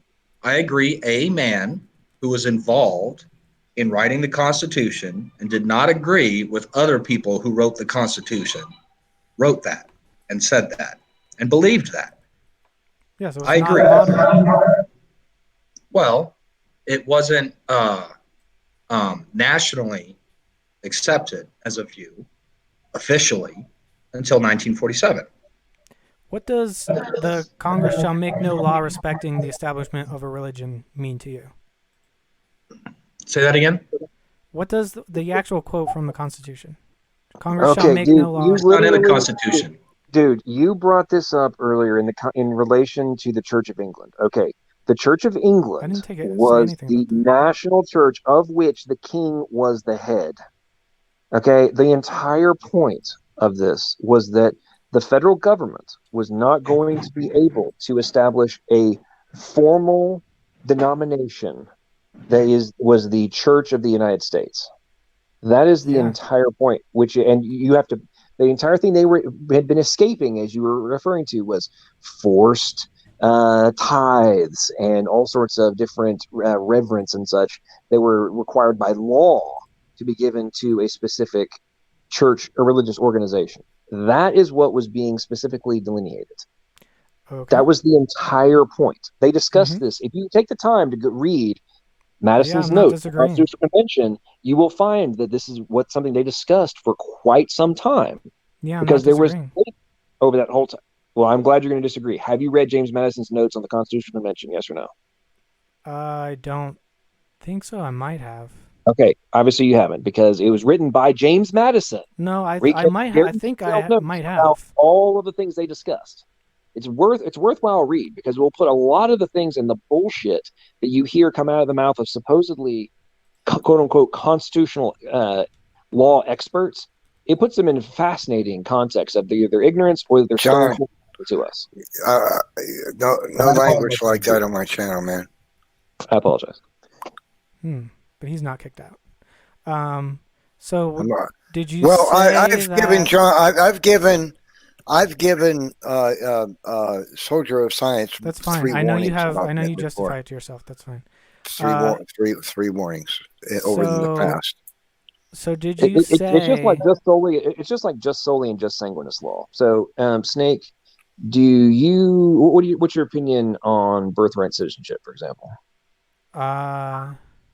Birthright citizenship, like if you were born in the U.S., you have right to citizenship. Yeah. I guess it's fine. Well, I mean, do you think that everybody per the Constitution, everybody who's ever been born on the United States soil, per the Constitution, should be given citizenship? Probably. I could be convinced not, but... Okay, what do you hear from supposed constitutional experts about that in relation to modern time? I've never heard anything from anyone about that other than some Republicans complain about anchor babies. So you've never actually listened to the constitutional arguments about this? No, this isn't an issue that I'm interested in, no. Okay, cool. So just for people who don't know anything, one of the major arguments that comes out of the supposed constitutional experts is that, 14th Amendment and different things. Oh, you have right of born on the soil, then you should get citizenship per the 14th Amendment. Well, then if you actually go and look at history, from the Articles of Confederation all the way until 1927, I believe it was.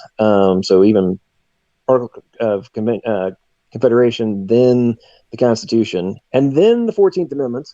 Actually, it wasn't until 1928 that Native Americans were actually given citizenship upon birth. And then it wasn't even all of them. Actually, it wasn't until 1948 that Congress, under the power granted by the final clause of the 14th Amendment, passed laws which modified who got citizenship upon birth. However, now, if you actually watch TV, you listen to political discourse and dialogue about the subject, we are told ad nauseum that there is no possible way to address this issue of just solely and just sanguinis law without constitutional amendment.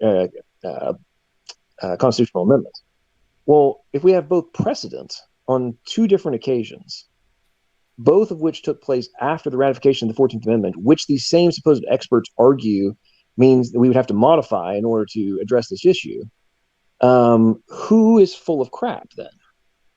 Is it the supposed experts?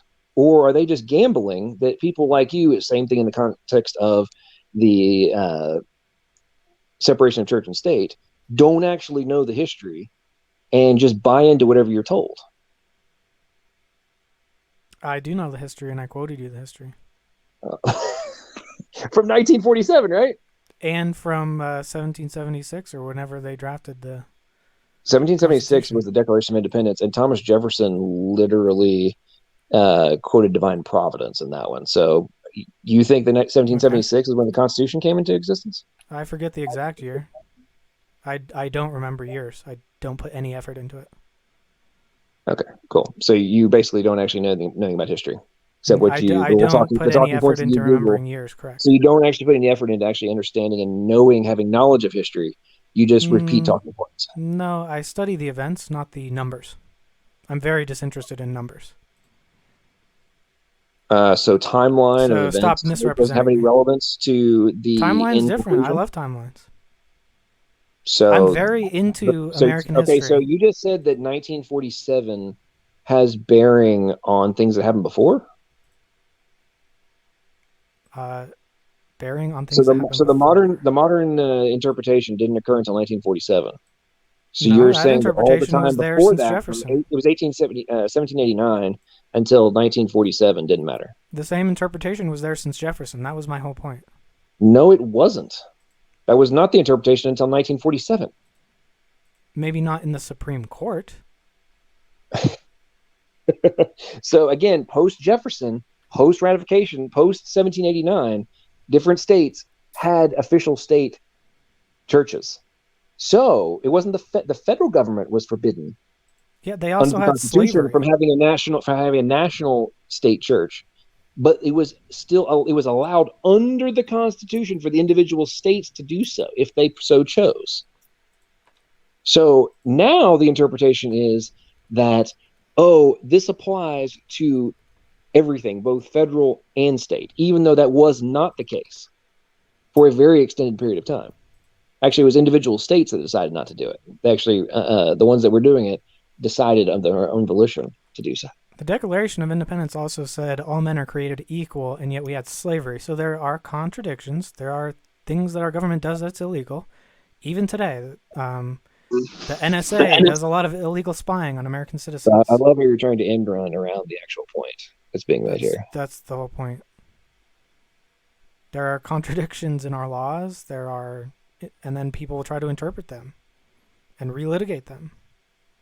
What's your point?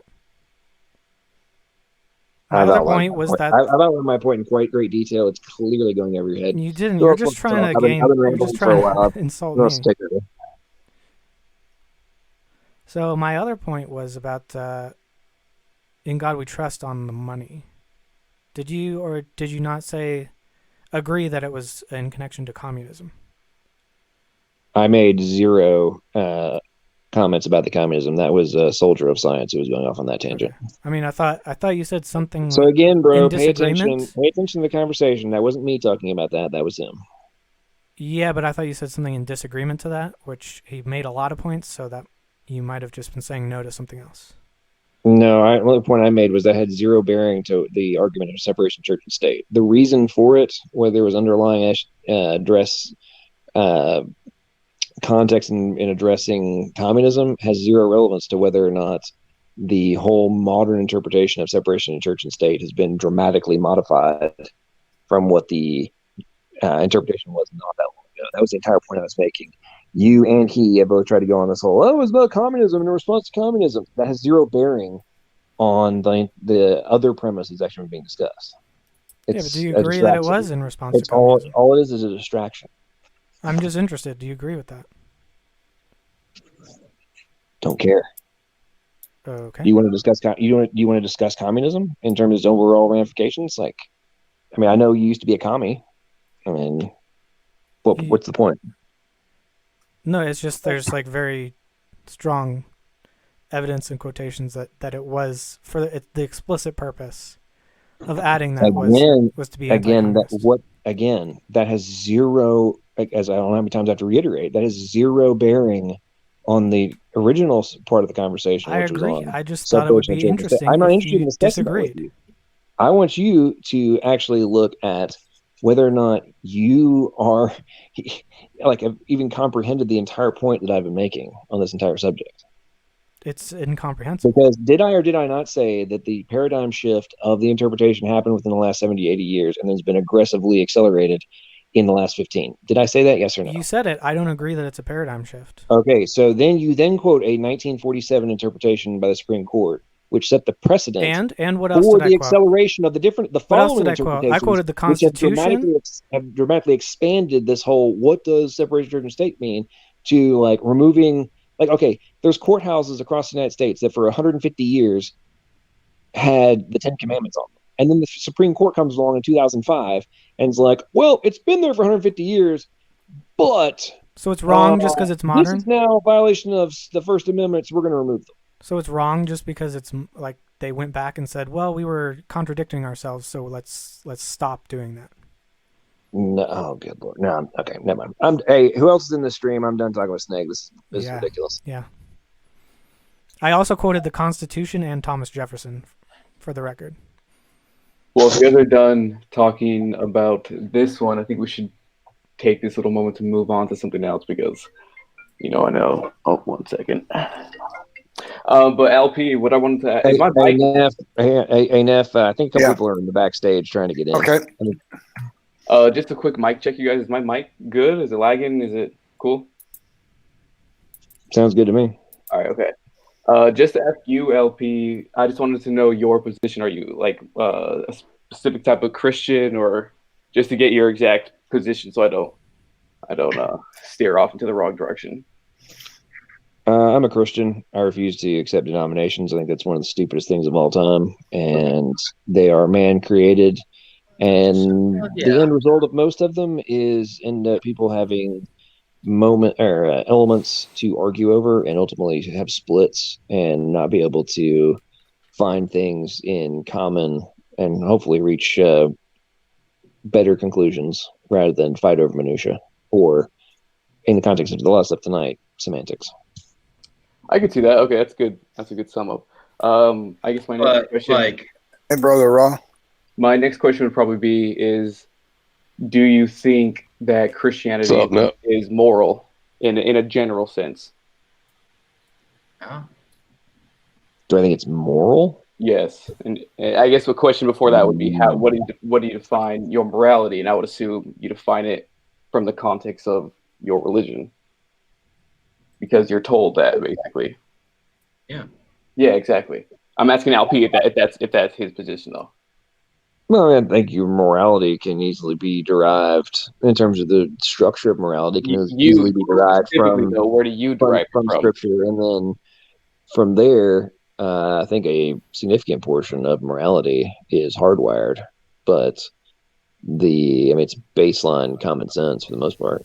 You're not a divine command theorist? like Good question. like the idea is that like ultimately the good is what's like God's nature, God's commands, God's desires, that kind of thing. Danny, did you just miss what I said on being hardwired?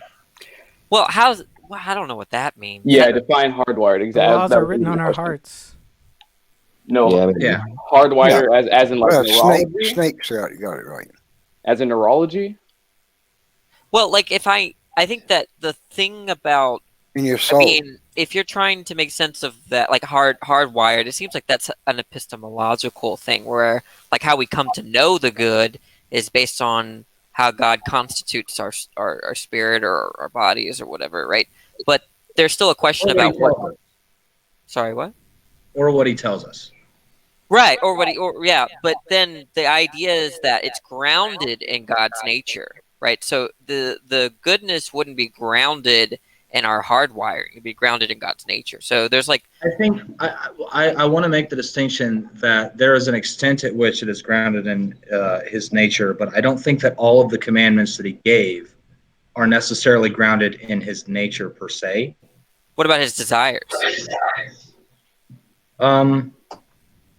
Yeah, but okay. So homosexuality in particular, I don't think that. I think that God made everything, and that He divided things because He wanted to. I don't know if He had, like if it was based off of His nature or if He just made those decisions because that was the world that He wanted to have. You know what I mean? Well, there's a lot here. There's like a question about what are God's reasons or what explains God's desires, right? And then there's like the idea that God's desires are like not explained, right? That that God simply wants X, right? For out of that, like there's no further explanation for why He wants X. Well, I guess a good way to sum it up is, do you believe that God has free will? Yeah. Okay. Right. I don't know if that helps Danny out at all. I don't know if that's what kind of Danny was steering towards. That's no. like, I'm just saying that when you ask a Christian, what is it that you get your morals from? That's an epistemological question. Like, how do you know how do you know the good? Now, then there's like what makes something good. That's an ontological question, right? And that so how you come to know. I would call it more of a philosophical question, not really it's not really about the. These are philosophical branches, right? So there's like ontology, which is being. There's epistemology, which is knowing, and these are studied in philosophy, right? So how you come to know the good is answered differently than how you come what the good is or what it's grounded in, as some might say. Well, Danny, what would your ontological basis be for morality? Because I know, if I remember correctly, you're not a theist. Yeah, I'm not a theist. So that's a hard question, but I think that ultimately there's like I take some kind of realist view. I think that there's like value in the world that motivates us to like act. I think that it's going to be something like that. Do you have an objective source for morality? Well, remember, you want to differentiate between like what explains my desire, I think, and that I consider to be something in the world that's not physical. Okay. I'm not talking about your desire, though. I'm talking about like, do you believe that there is a? I'm not a moral realist. I'm not a moral realist. So I think that the idea of I should not rape, if that's true, that's going to only be true in virtue of me having a reason not to rape.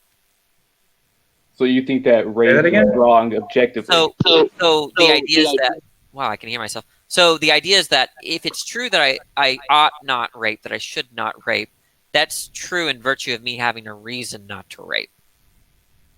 Wait, so if there was no people alive and no humans alive, would rape still be wrong?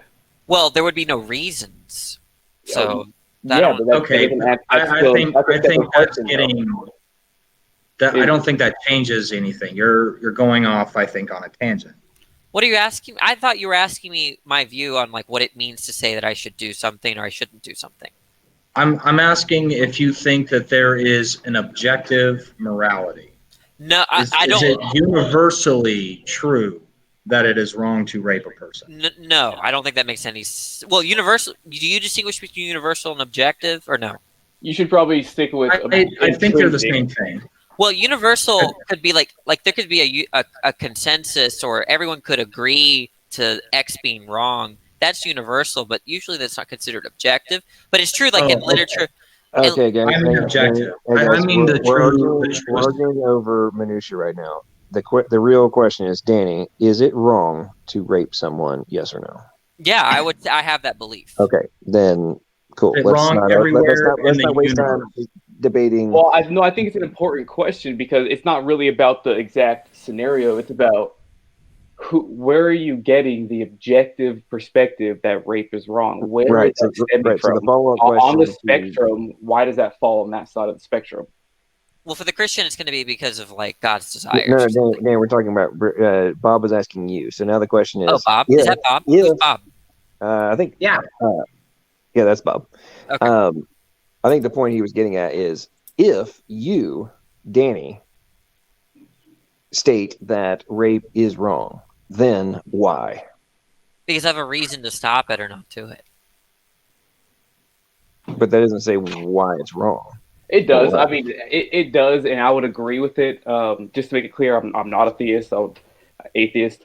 But the reason why I'm asking these questions is so we all kind of get a foundation maybe for a deeper conversation. But rape, even though as bad as it sounds, and I can admit that, is rape is not objectively wrong. It's based on a collection of subjective views that created an objective standard. So the original foundation of morality is not that. Oh, that's a terrible way to phrase that. Are you not a Christian? No, but no, atheist. Okay, so let's think about this. Let's not play a bunch of because usually this kind of stuff goes into like ridiculous mind games. So let's not play the BS of okay, you got a gun to your head. Is it then morally objective or subjective to rape somebody? No. What I'm hang on. I'm not saying where we're going. The point I'm making is that in these types of discussions on whether there or not there is objective morality, those kinds of hypotheticals are ridiculous because the only way to pull those off is to place the moral corruption onto somebody else. Where are you getting moral corruption from? Like that's my question. Is where your standard of moral corruption? Dude, that's the question, right? So if it's you and one other person, right? And is it ever acceptable from a moral perspective for you to rape that person? It's just you and one other person. That's it. There's no other variables.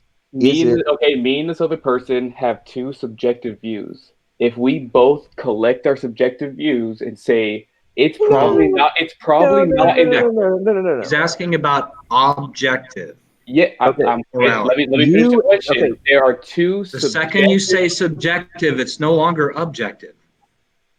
You're not letting me finish the sentence. You're not. There's a second part of the word objective there. So just wait a second. There are two subjective views that create an objective standard. No. Yes. Wait. Just to point. Is this Dillahunty's chess argument? It's like true if that we both agree how to play chess, then there are objective rules because we agree. Yeah, that's incoherent, right? If I don't think it makes sense to say that given our like goals, there's like an objective truth about what we should do. Because then it's necessarily subjective. That's why it's called. That's what I was saying. As soon as he said subjective, that's why it's called a standard and not truth. That's why it's called a standard. Oh God, you're all over the place. We're asking about objective morality. I wouldn't die on this hill. If you say subjective in your explanation or definition, it is by definition not objective. It's subjective. it's a standard of morality and not morality as a truth. So assuming Okay, that there so is do you a not- truth, assuming that there's an intrinsic Are you a non-cognitivist? morality. Are you a non-cognitivist? No. Some of the words you throw out, Danny, I don't know. What is that? It's a non-cognitivist is the view that there are lots of kinds, but the idea is that a morals aren't propositions; so they're not truth apt. So when I say a non-cognitivist is going to say when we say it's wrong to eat babies, we're just there's no truth or falsity of that. Rather, it's some kind of expression of either an emotion or expresses a command that I'm like. If I say you shouldn't touch the stove, that's the same thing as do not touch the stove.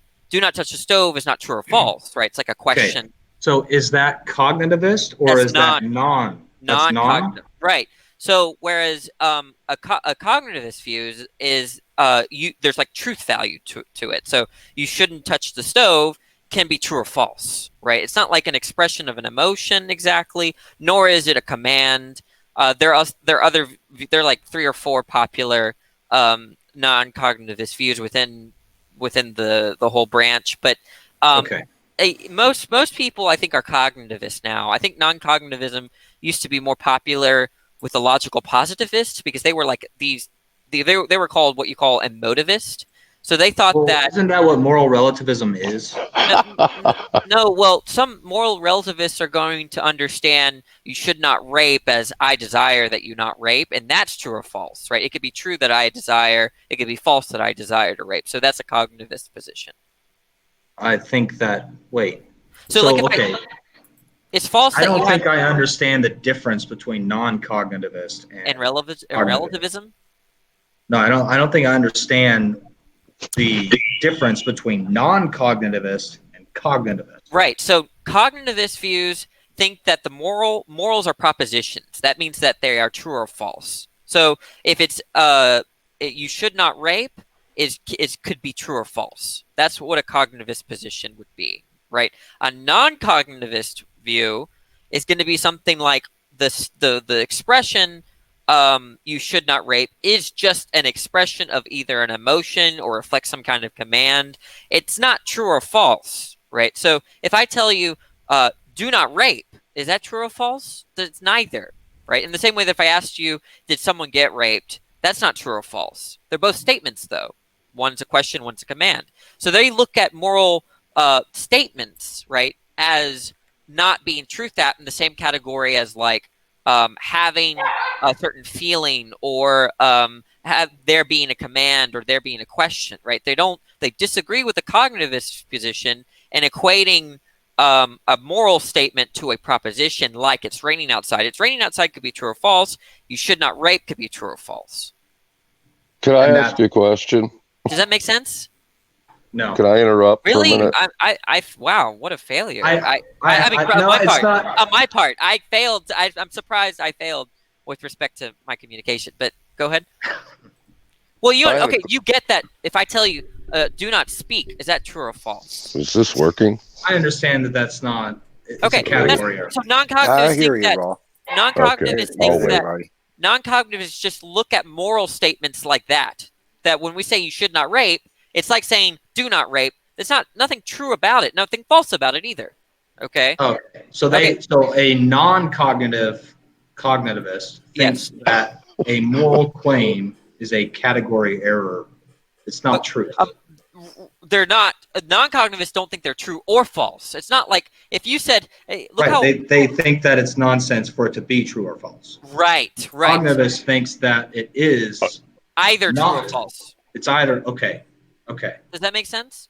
Do you know what a Well, proposition that still is? sounds like sounds like a cognitivist cannot be, or is unlikely to be at least, a moral relativist. Well, no, you could be a moral relative. You could be a moral relativist and a cognitivist. So they're going to say something like a relativist might say something like this, right? That I should not rape expresses some desire not to rape. Now, I should not rape is true because I desire not to rape, and I desire to rape is truth apt, right? It's true that I have a desire to not rape. I don't know what I said, but okay. Does that make sense? I don't either. Hey, are you in college? No, well, I'm in grad school, so yes. Oh, you're in grad school. I thought Okay. you were a what are you, professor of what are you majoring in? I teach. I'm getting my master's in philosophy. I teach high school philosophy. Okay. That explains it. Okay. Do Yeah. you realize the way that you speak sounds like word salad, right? I mean, to most of us. I'm not dissing you, okay? I'm really not, okay? I'm a very uneducated man, okay? But to me, too. it literally sounds like you're shoving lettuce into my ears when you speak. And can you talk down to my level Yeah, a of little course, bit? of course. Like, oh, awesome. Look, okay, you understand that. My Okay, education was computer programming, so You I understand logic.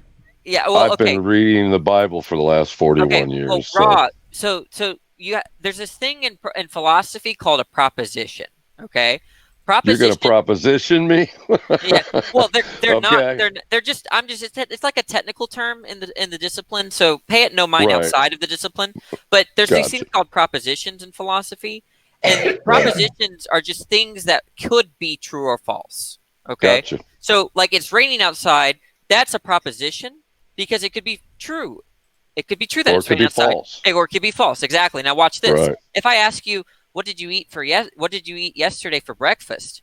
I That's have not no idea. Well, As a the matter of point fact, is- I didn't have breakfast yesterday. Well, the point is now that I the think about it. question is not true or false, right? If I asked you, what did you eat yesterday? There's nothing true or false about that. It's just a question. What if they right? lie to you? Well, that there's a big question about what lying means. But Well, are you listen- lying about your breakfast, man? No, I didn't have breakfast yesterday. No, you keep. I guess what I'm seeing in your argument is you're smuggling in the idea that reason is, I don't know how you would put it, but an objective place with the people that people have a. I never said anything like that. But No, that- he that- didn't make any that- claims. He was defining terms. Yeah. These So are I want to beliefs that speak other to people Raw. have. I want to explain He- to Raw really fast because he was giving us an education, is what he was doing, and I appreciate that. Go ahead. I'm interested in these You topics. you so, are a teacher, that's for sure. So, anyways, if I ask you a question, How right? old are you? You sound very young. Yeah, I'm 28, I think, something like that. Oh wow. Okay. But anyways, if I ask you, what did you have for breakfast yesterday? That Right. statement, the question, is not true or false, right? It's not false that what did you have for breakfast? That makes no sense, right? No. Right. Yeah. Okay. So what did you have for breakfast yesterday is not a proposition because it's not something that can be true or false. Right. Another example is if I say stop smoking, right? That is Like, not true. no way. Yeah. No way. If I said stop smoking, that's not true or false either. Hmm. Right? So To some people, it's very offensive. Right. I was just Yeah. using it as an example. I don't really care. Yeah. But the point is that Well, command. you can't smell it. You're there. I'm here. Yeah. So Yeah. right. So the point is that if there's a command, it's not true or false either, right? At least not in our like normal sense. Maybe there's like some weird views about what commands are, but bracketing that. So now there are two when it comes to morality. Okay, there's a question. Define morality. What you should or shouldn't do. Okay. What do you mean? Should or shouldn't do? Well, there's a big debate about. Hold on. The best way According to to do who? I want to hear his definition, Bob. Okay. No what offense. What you should or shouldn't do, that's very controversial. I have my view, but there's a lot of debate Right. about what this is, right? So In your view, what should you or should you not do? So I should only do things that I have most reason In to. your definition of morality is what I'm asking. I think, correct me if I'm wrong, Rob. I think he's trying to get off of. All right, so I'm getting he's back got to your enough question, education. Bob. Let's start talking about. I'm getting back to your. Right. I'm getting back to your question. See, I'm a Christian. I'm a young Earth Christian. Yeah. Okay. A literalist. I Okay. believe the Bible is the Word of God. I believe it is the inspired Word of God. Okay. So, you don't hold that view, right? That's right. Yeah. Okay. So if you close your mouth and then speak to yourself in your mind, what do you hear? I have a little bit difficulty Like understanding the question. well, without doing it with your vocal cords in your Okay. mind. Like talking to yourself? Count to 10. Okay, I'm doing that right now. Okay. What do you hear? I don't hear anything. You don't hear anything? Are you talking about Really? hearing in a literal sense? Since you're a literalist, right? I think what he's getting at is hold on, Bob. Okay. Hold on. I'm almost there. You don't hear anything? No, I don't. You don't have a hearing ability in your mind. No, I don't. Not in the sense that I use. That's interesting because when I do it, I hear 1, 2, 3, 4, 5, 6, 7, 8, 9, 10. Yeah. Does anybody else hear it when they do it? I think what Raw means by hear is you don't hear yourself think. Is wow. Our minds imagine the sound of what we don't hear it. We envision it. Yeah. Okay. Yeah. Sure. Hold on. Maybe I'm the crazy one in the room. No, maybe I'm the crazy one in the room. You cannot hear yourself count. Well, I can in your imagine mind. the Not sound. literally. I can imagine the sound if that's what you mean. You mean through your ear. I'm not talking about through your ear, this physical outside hearing. Yeah, I'm talking about an inner hearing. Yes, you don't hear I it. agree. Yes, I do hear that. In that sense. Okay, thank you. That's what I was saying. Okay. I just took you very So literally. you have an inner hearing, right? Yeah. So when you think to do something, does your mind ever say to you, maybe I shouldn't do that? Yes. That's your conscience. What do you mean by conscience? That's your conscience thoughts of reality at the moment, whatever it is you're perceiving. You agree people have a conscience, don't you? Well, in the sense that I have like a reflective faculty, sure. Have you ever done something Well, and you then can thought, you can define it however you want and word it up any way you want, but you have a sense, you know. you've never not said to pretending yourself, that you man, don't have maybe I that, shouldn't have done that? A conscience. Yeah, I think to myself that was a mistake, or I should do something. There you go. That's your conscience. Yeah. Yeah. Okay. Then that's okay. Okay. Well, okay. That's my dog. Sorry. What kind of dogs are they? Mean. No, they're a mean breed. Hey. Mean? Be nice over there. They're mean. Are they little dogs? Yeah. I wouldn't imagine you look like you But would have like a hound. A pit bull? Yeah. No. I prefer the hound look. They're Chihuahuas actually. But they're mean. That's horrible. You might as well get a rat. You'll lose a toe at any moment. But I've got a border collie and a Shih Tzu. Oh, awesome! I think what Bob was trying to ask you earlier before I came in is just that. Yeah. What's your conscience say as it comes to morality? But if you really don't have a God view of the world, that God set the standards and the rules for what is right and wrong, then that would be a difficult position to be in. Because really you don't have a tape measure to go by. You have no ruler. Well, I will say that like if I believed, I will say that if I believe, good. I will say that if I believe in God, that would really change the way I think about what I should do. That's fine. Yeah. So you admit that you have this, I believe you define it as self-reflection. Yeah, I think that the person is kind of divided by two faculties of the mind, right?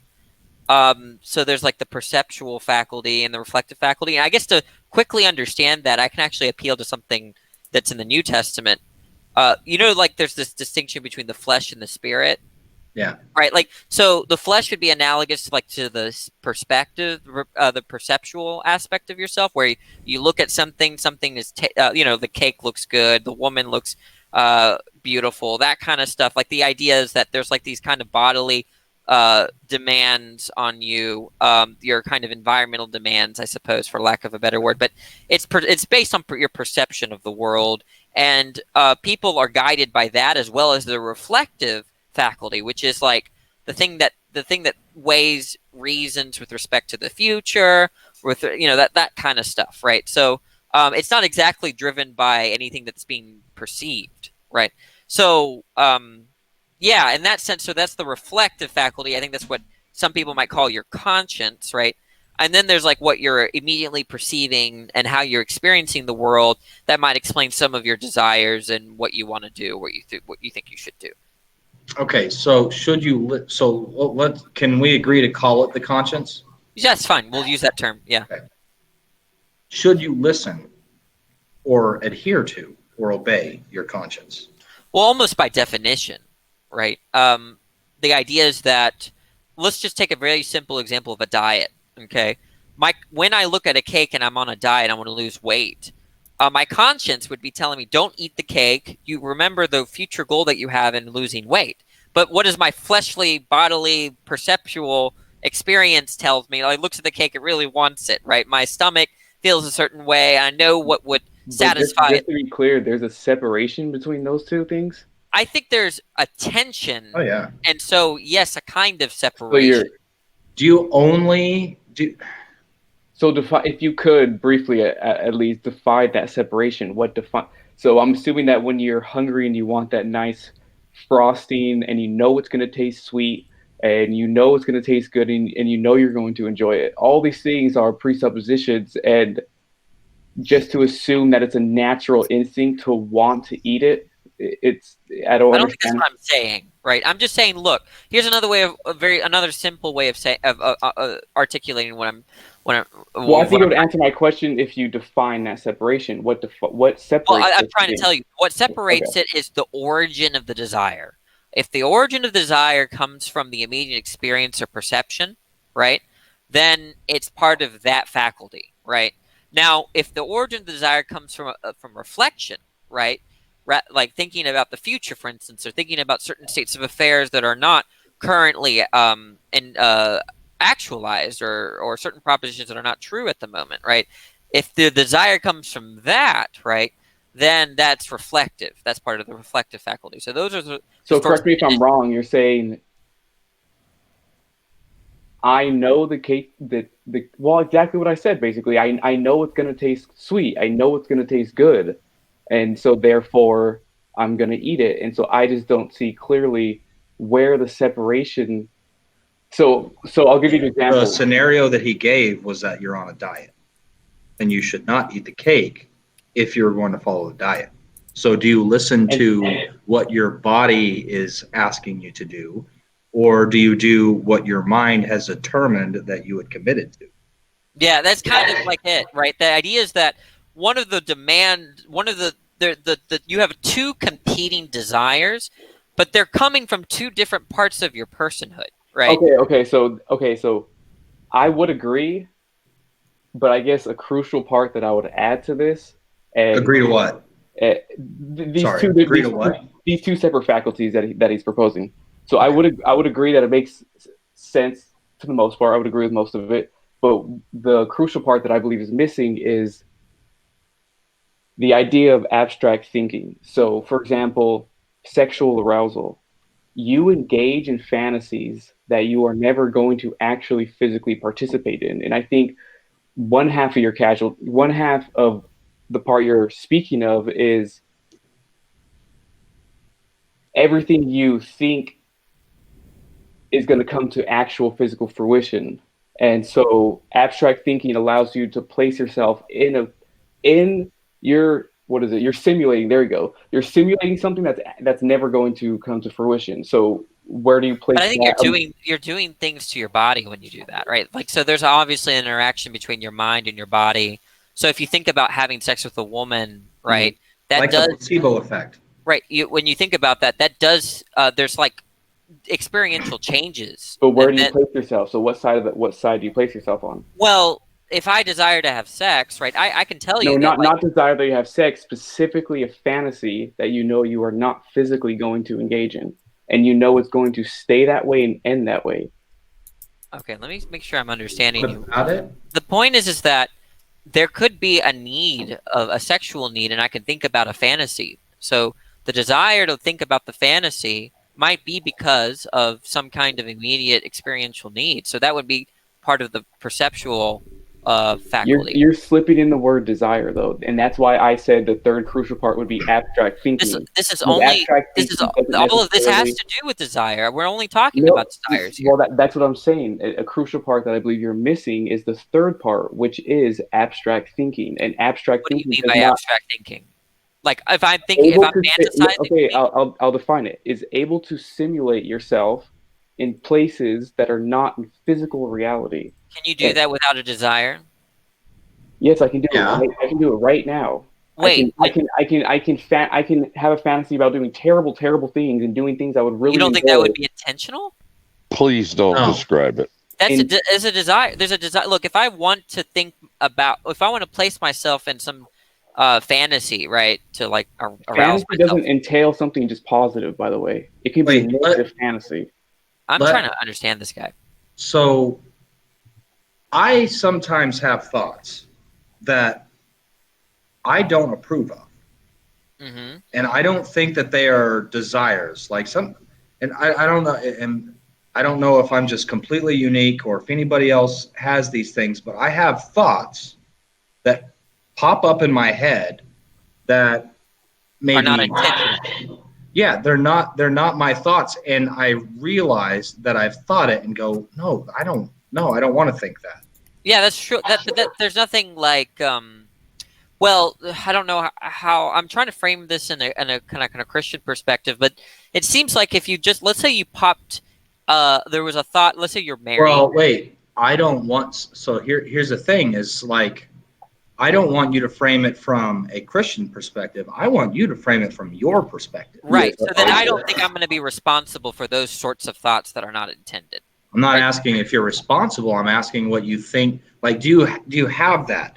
Does that happen to you where you have a thought that was not your own? Okay. Like you didn't intend to do it. You didn't intend to have that thought. Probably, sure. Yeah. Obvious. I mean, perception works that way. Right. So what is that?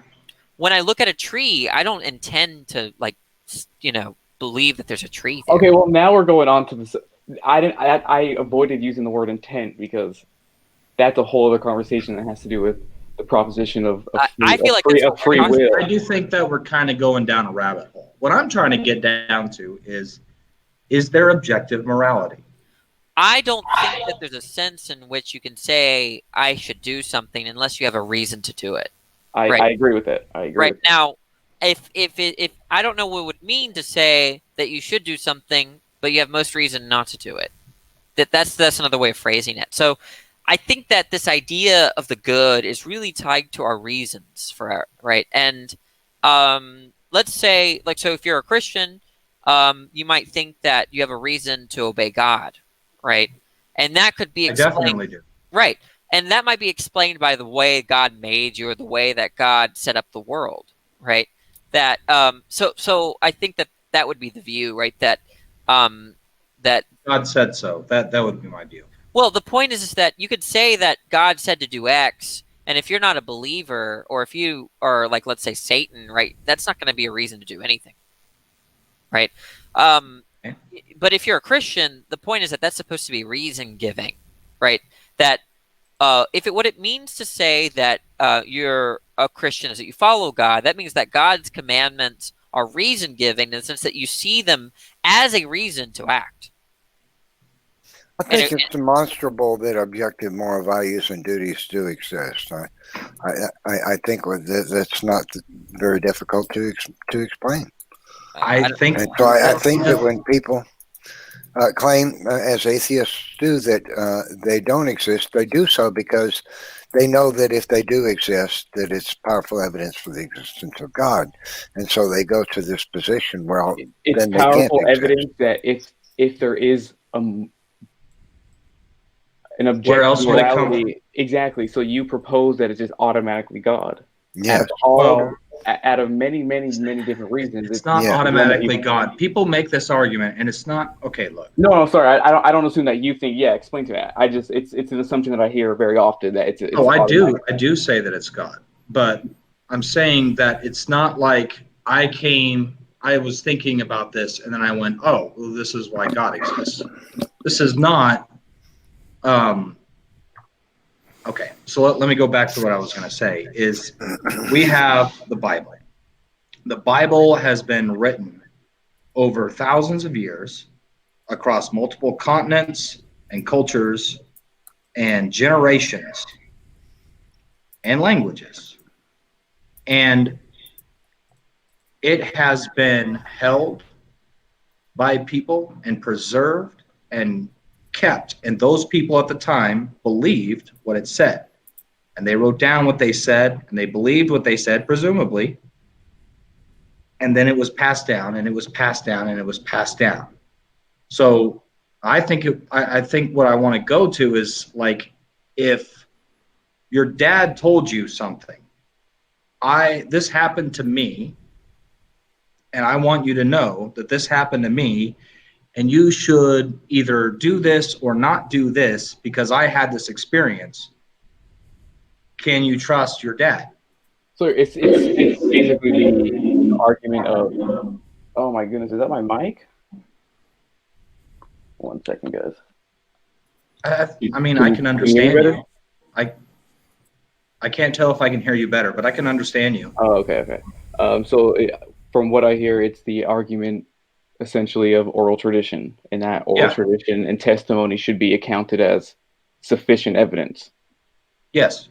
Well, I guess that's why I disagree, and that I feel like we're changing the subject. Did I went and got cheesecake? Yeah, it's like you weren't going to. It seemed like you were saying that you don't accept that there is objective moral truth. You're talking to LR or me? Both of you, I think. Well, I think that you accepted the idea that, like, I should follow God just in case I have a reason to follow God, right? I wouldn't say that's not the Christian position. Well, that's so weird to say that I should follow God even if I don't have a reason to follow God. I don't know what that means. Did you ever play dodgeball? Well, the reason to follow, well, the age that we live in is a little different than, say, before Jesus died on the cross and was raised from the dead. Because before that, it was different. God winced at those things, winked at the things that people did. Now he commands all men to repent. Are you responding to me? Yes. Where do you what did I say that was just what did you disagree with exactly? You were saying that we need a reason to obey God. If we don't, so what I'm saying is that God has commanded all men everywhere to repent. So there you go. You've got a reason. Well, okay. That's not. Let me. I want to clarify that does not mean obey God. It means turn to God. Repent is just changing your mind. A lot of people think that. A lot of people will say that you have to repent of your sins or something, but Scripture never actually says that. It just says that you have to turn to God. Okay, let me be the first one.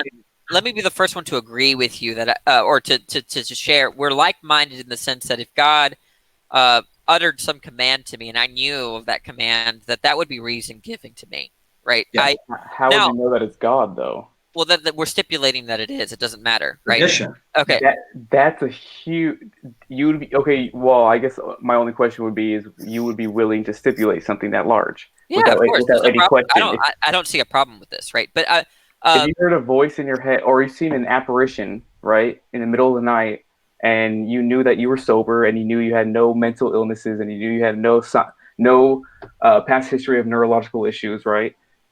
You would take that as the first thing you'd go to is that's God. You're changing the subject. I'm just saying if we because the apparition this might go down another rabbit hole. Is an image of Jesus Christ with holes in his hands. It's okay to grant God. Lord, look, I'm granting the existence of God. I'm granting that I know God's command. I'm saying that if that were true, I would think that I have a reason to obey him. Okay, that's not contentious for me. But imagine some other human being, right, who knew those things, that number one, God existed, and number two, that he commanded that agent to do X, and then he said, well, that's not good enough reason, right? You would be committed I need to say, Red Dot, that one, following God is evidence that you have faith, as James says. But that does not mean that somebody who has faith will follow God. Faith is just trusting. Yeah, Anyway, continue, Danny. Believing something with But no the point is evidence. that if someone agreed to those facts, like that God existed and there was some command to do X, right? If they said that that's not a sufficient reason, I don't know what I would say to them, right?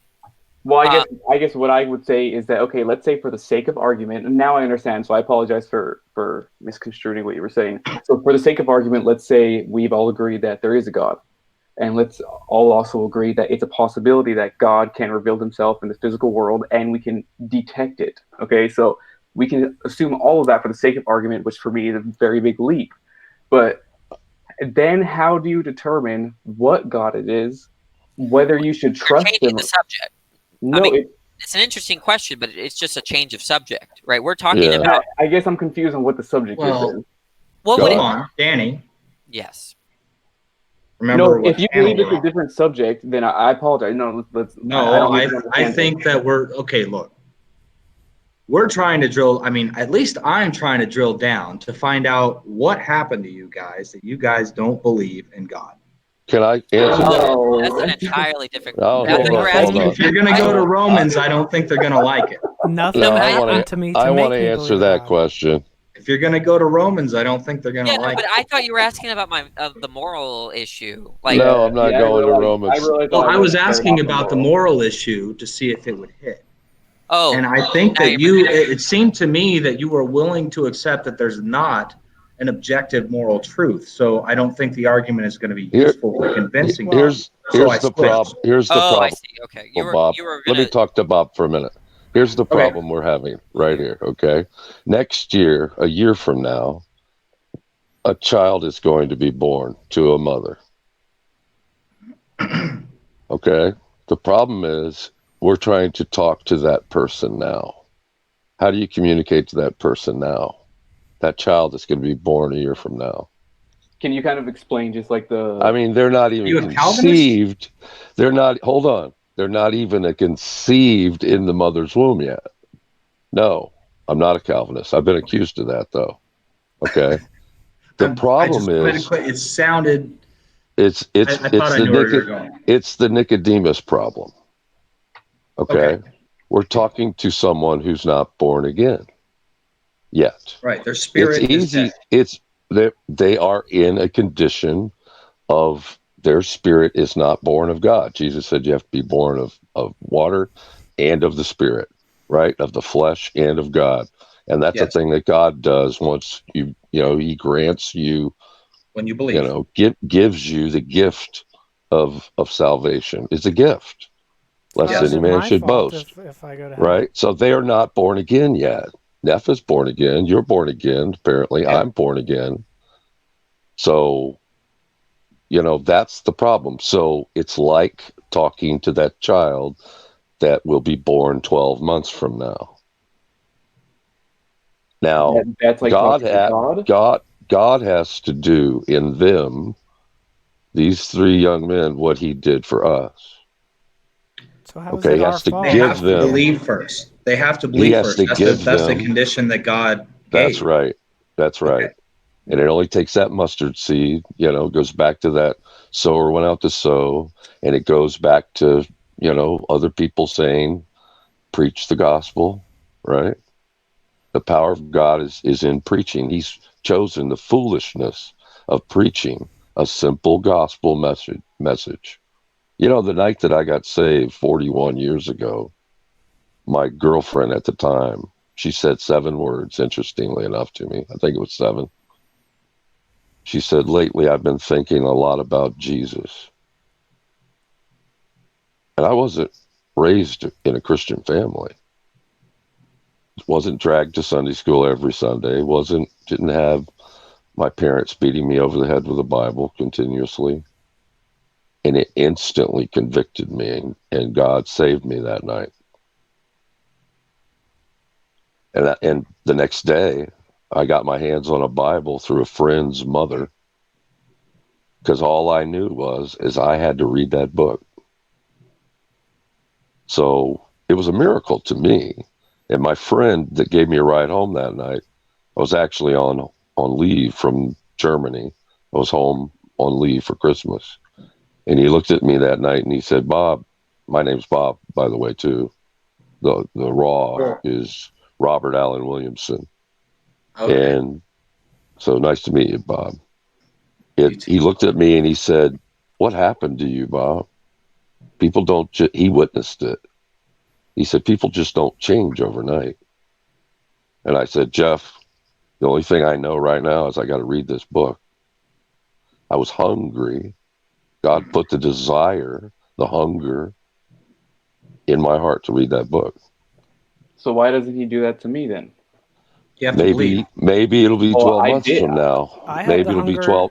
I had the hold hunger on. and desire, and Okay, I so, not so the hold funny on. thing, the funny thing about belief is you don't get to choose what you believe. It is not that is not how belief works. Some You, hold on. Some people. Right now, Hold on.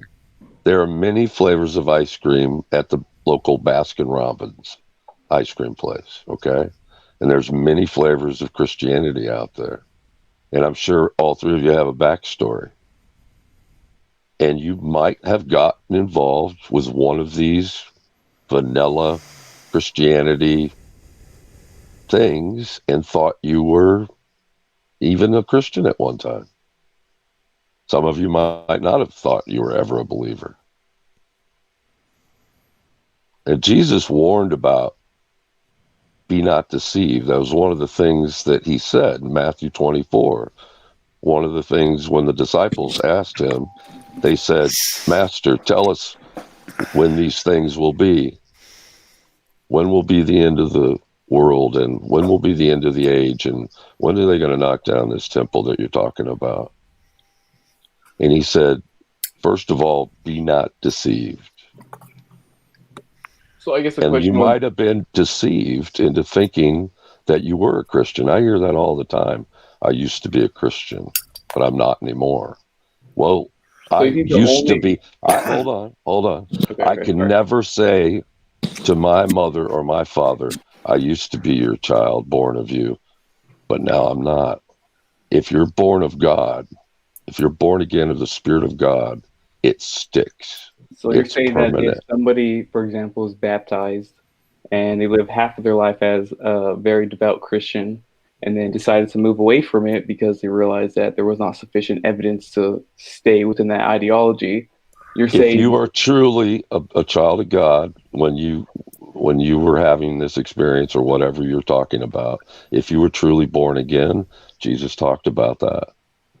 There were two sons. To be a child of God and to be born again means to be adopted by God through Christ to be his child.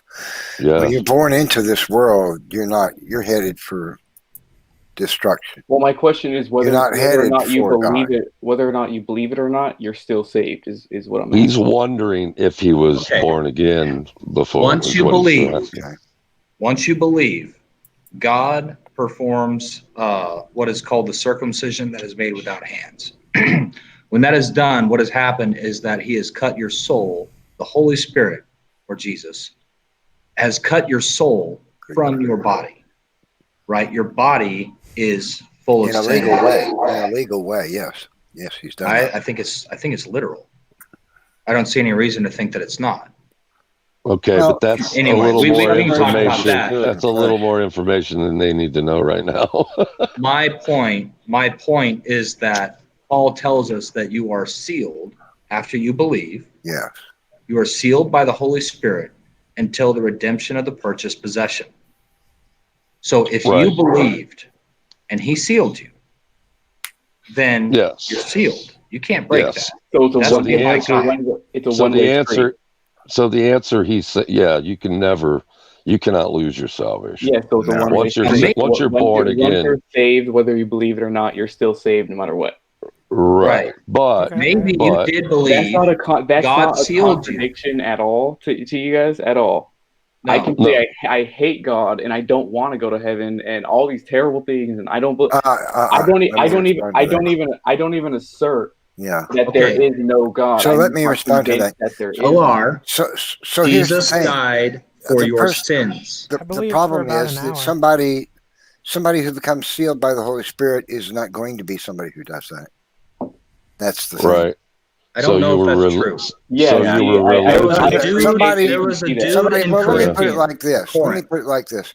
Somebody, people can rebel, people can backslide, and come back to God. God knows all things. He knows the future. He knows what your behavior will be 10 years from now or a year from now. So He knows that somebody that turns to him and all things are good for a while, and then they get caught up in the world and they run away from God. And they, like the prodigal son, Jesus gave the parable of the prodigal son. Yeah. The fella came back to his dad after living riotously and throwing his inheritance away, and his dad was overjoyed. He put the family crest, his father's legal official legal document stamping ring on his finger, put his expensive coat on him, killed the fatted calf, and they had a feast. Right? He was overjoyed to see his son. And so, because his son came back. Did his son ever fully, truly leave his father in his heart? Never. He never truly did, or else he wouldn't have come back. He didn't come back because dad's got food. He came back because he realized that he had lost everything, and his world was crumbled because he was living in accordance in a way that wasn't with who he really is to the very depths of his soul. Or he was living a lie. He was living a lie, and he repented of it and came back to his father. People do that. Jesus gave that parable because people do that with God. That's the whole point of the parable. So if I may try to steel man your argument and correct me anywhere that I might misrepresent you. So you're saying, in principle, it's impossible to walk away from being saved because someone that is truly saved, the idea of walking away from it would merely not exist. Well, no, I'm saying that if they walk away, they'll come back. See, God's not, the thing is, look at it like this. I think that's probably true. God knows all things. He knows, the scripture even says he knows the day you're going to hit the dirt. And that's it for you. Well, that leads me to another question. So here's well, let me finish this. I apologize. Okay. So here's the thing. So God knows if he gives salvation, he's considering someone's life. He says to them, he thinks to himself, I know this person's soul. I know everything about this person's soul. Everything. If this is a person that if I give them the gift of eternal life and show them my love, I know what he's going to do. He's going to run off. He's going to smoke dope and get drunk, and he's going to hang out with prostitutes. He's going to do all this crap, and he's going to do it for 16 years. But I also know this. He's going to come crawling back to me and say, Lord, forgive me. I want to be your son. That's when I've got him for good. What about the because people he already knows? What about the people he knows are not going to walk back to? Knows. He will not give the gift of eternal life to someone that is not going to stay in their heart with him. Do you know of somebody who claims to, do you know of somebody who claimed to have believed the gospel and then turned away at some point and lived many, many years and then died, still not believing? I'm just curious. Yes. Okay. Well, then that tells me that it is not necessarily true that you will come back in this life after being saved. Okay. Well, let me stop the conversation for a second. I want to say something to Soldier. Soldier, I've warned you 3 times about using the language in my Hangout. Cussing. Sorry. Yep. 3 times. Sorry about that. All right. The next time will be the last time. Well. You won't ever come into my live streams again if you don't hold the tongue. I understand that how many times should I forgive my brother if he sins against me? I understand you got to have it. I don't know if you're a Christian, but the right? thing is, I don't want my channel to become known as the Christian channel where people use that language all the time and the guy that runs it doesn't do anything about it. I respect that. I don't want to be that guy. You got to do some live streams. You might have children watching. My kid said his target demographic was 12 years. See, I've got to say this. I respect Taylor. Just so you know, I have a child listening to this right now. Taylor's an atheist. I'm not joking. There you go. There's a reason. But Taylor is an atheist. You guys can keep saying he that. acts I'm not joking. respectfully. He doesn't use that kind of language. He doesn't bring up explicit sexual acts and things. He conducts himself like a gentleman. I want you to do what Taylor does. Okay, appreciate that. I would encourage you to make sure the Bible talks about it in this way. Lay hold on salvation. Make sure. Don't just because what I sensed from you was not just that. How could this be? At one time I was this believing person that was baptized, and now I'm not. Okay, but in the back of your mind, don't just rest on that and think, well, maybe I was saved, and then God's gonna save me anyway, because that's what you said, right? So make sure, because you weren't deceived, because some people just become religious. They'll even call themselves Christian or of Christ, and they're not. It mentions that Jesus mentioned that several times in Matthew. In Matthew 7, he said, "Not everyone that saith unto me, Lord, Lord, shall enter into the kingdom of heaven." And then later on in 25, chapter 25, he says, "Depart from me, you workers of iniquity. I never knew you." And those were people standing there saying, "Didn't we do all these great things in your name?" Hey, Bob, So let me ask make sure you're in Christ, okay, before you. So I respect that response to Neff. But Bob, let me ask you kind of what some of the other guys were getting at is, if we were Christians before, we obviously were in that same position that you're at, right? I mean, you believed? Yeah, I was a Christian for 40 years. So you weren't. Well, this is what I mean. This is what I mean. This is what I mean. It's difficult to dogmatically claim. No, you weren't. So this is my position. This is my position. No, all you want to do is talk and be heard. You like the sound of your own voice. No. I'm asking you. Okay, I'm asking you. Tell me and what I'm he was being going to say, honest. and then we'll hack it apart afterwards. I'm just saying, if I was someone who was in the church for a long time and have the exact same thoughts that you do now, then obviously for me, I believe that I was a believer. So how now that I'm an atheist?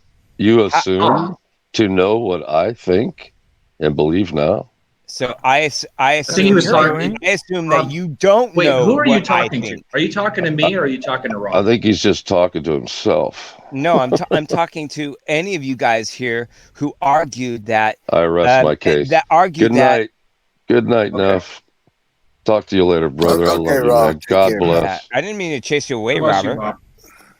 I didn't mean to chase you away, but ultimately your argument came from that if you're a true Christian, you're sealed, and therefore you can't escape. That's not my argument. Okay, so it's not your argument. That was Neff's. Somebody who's sealed won't escape. It's not any of our arguments. Paul told us.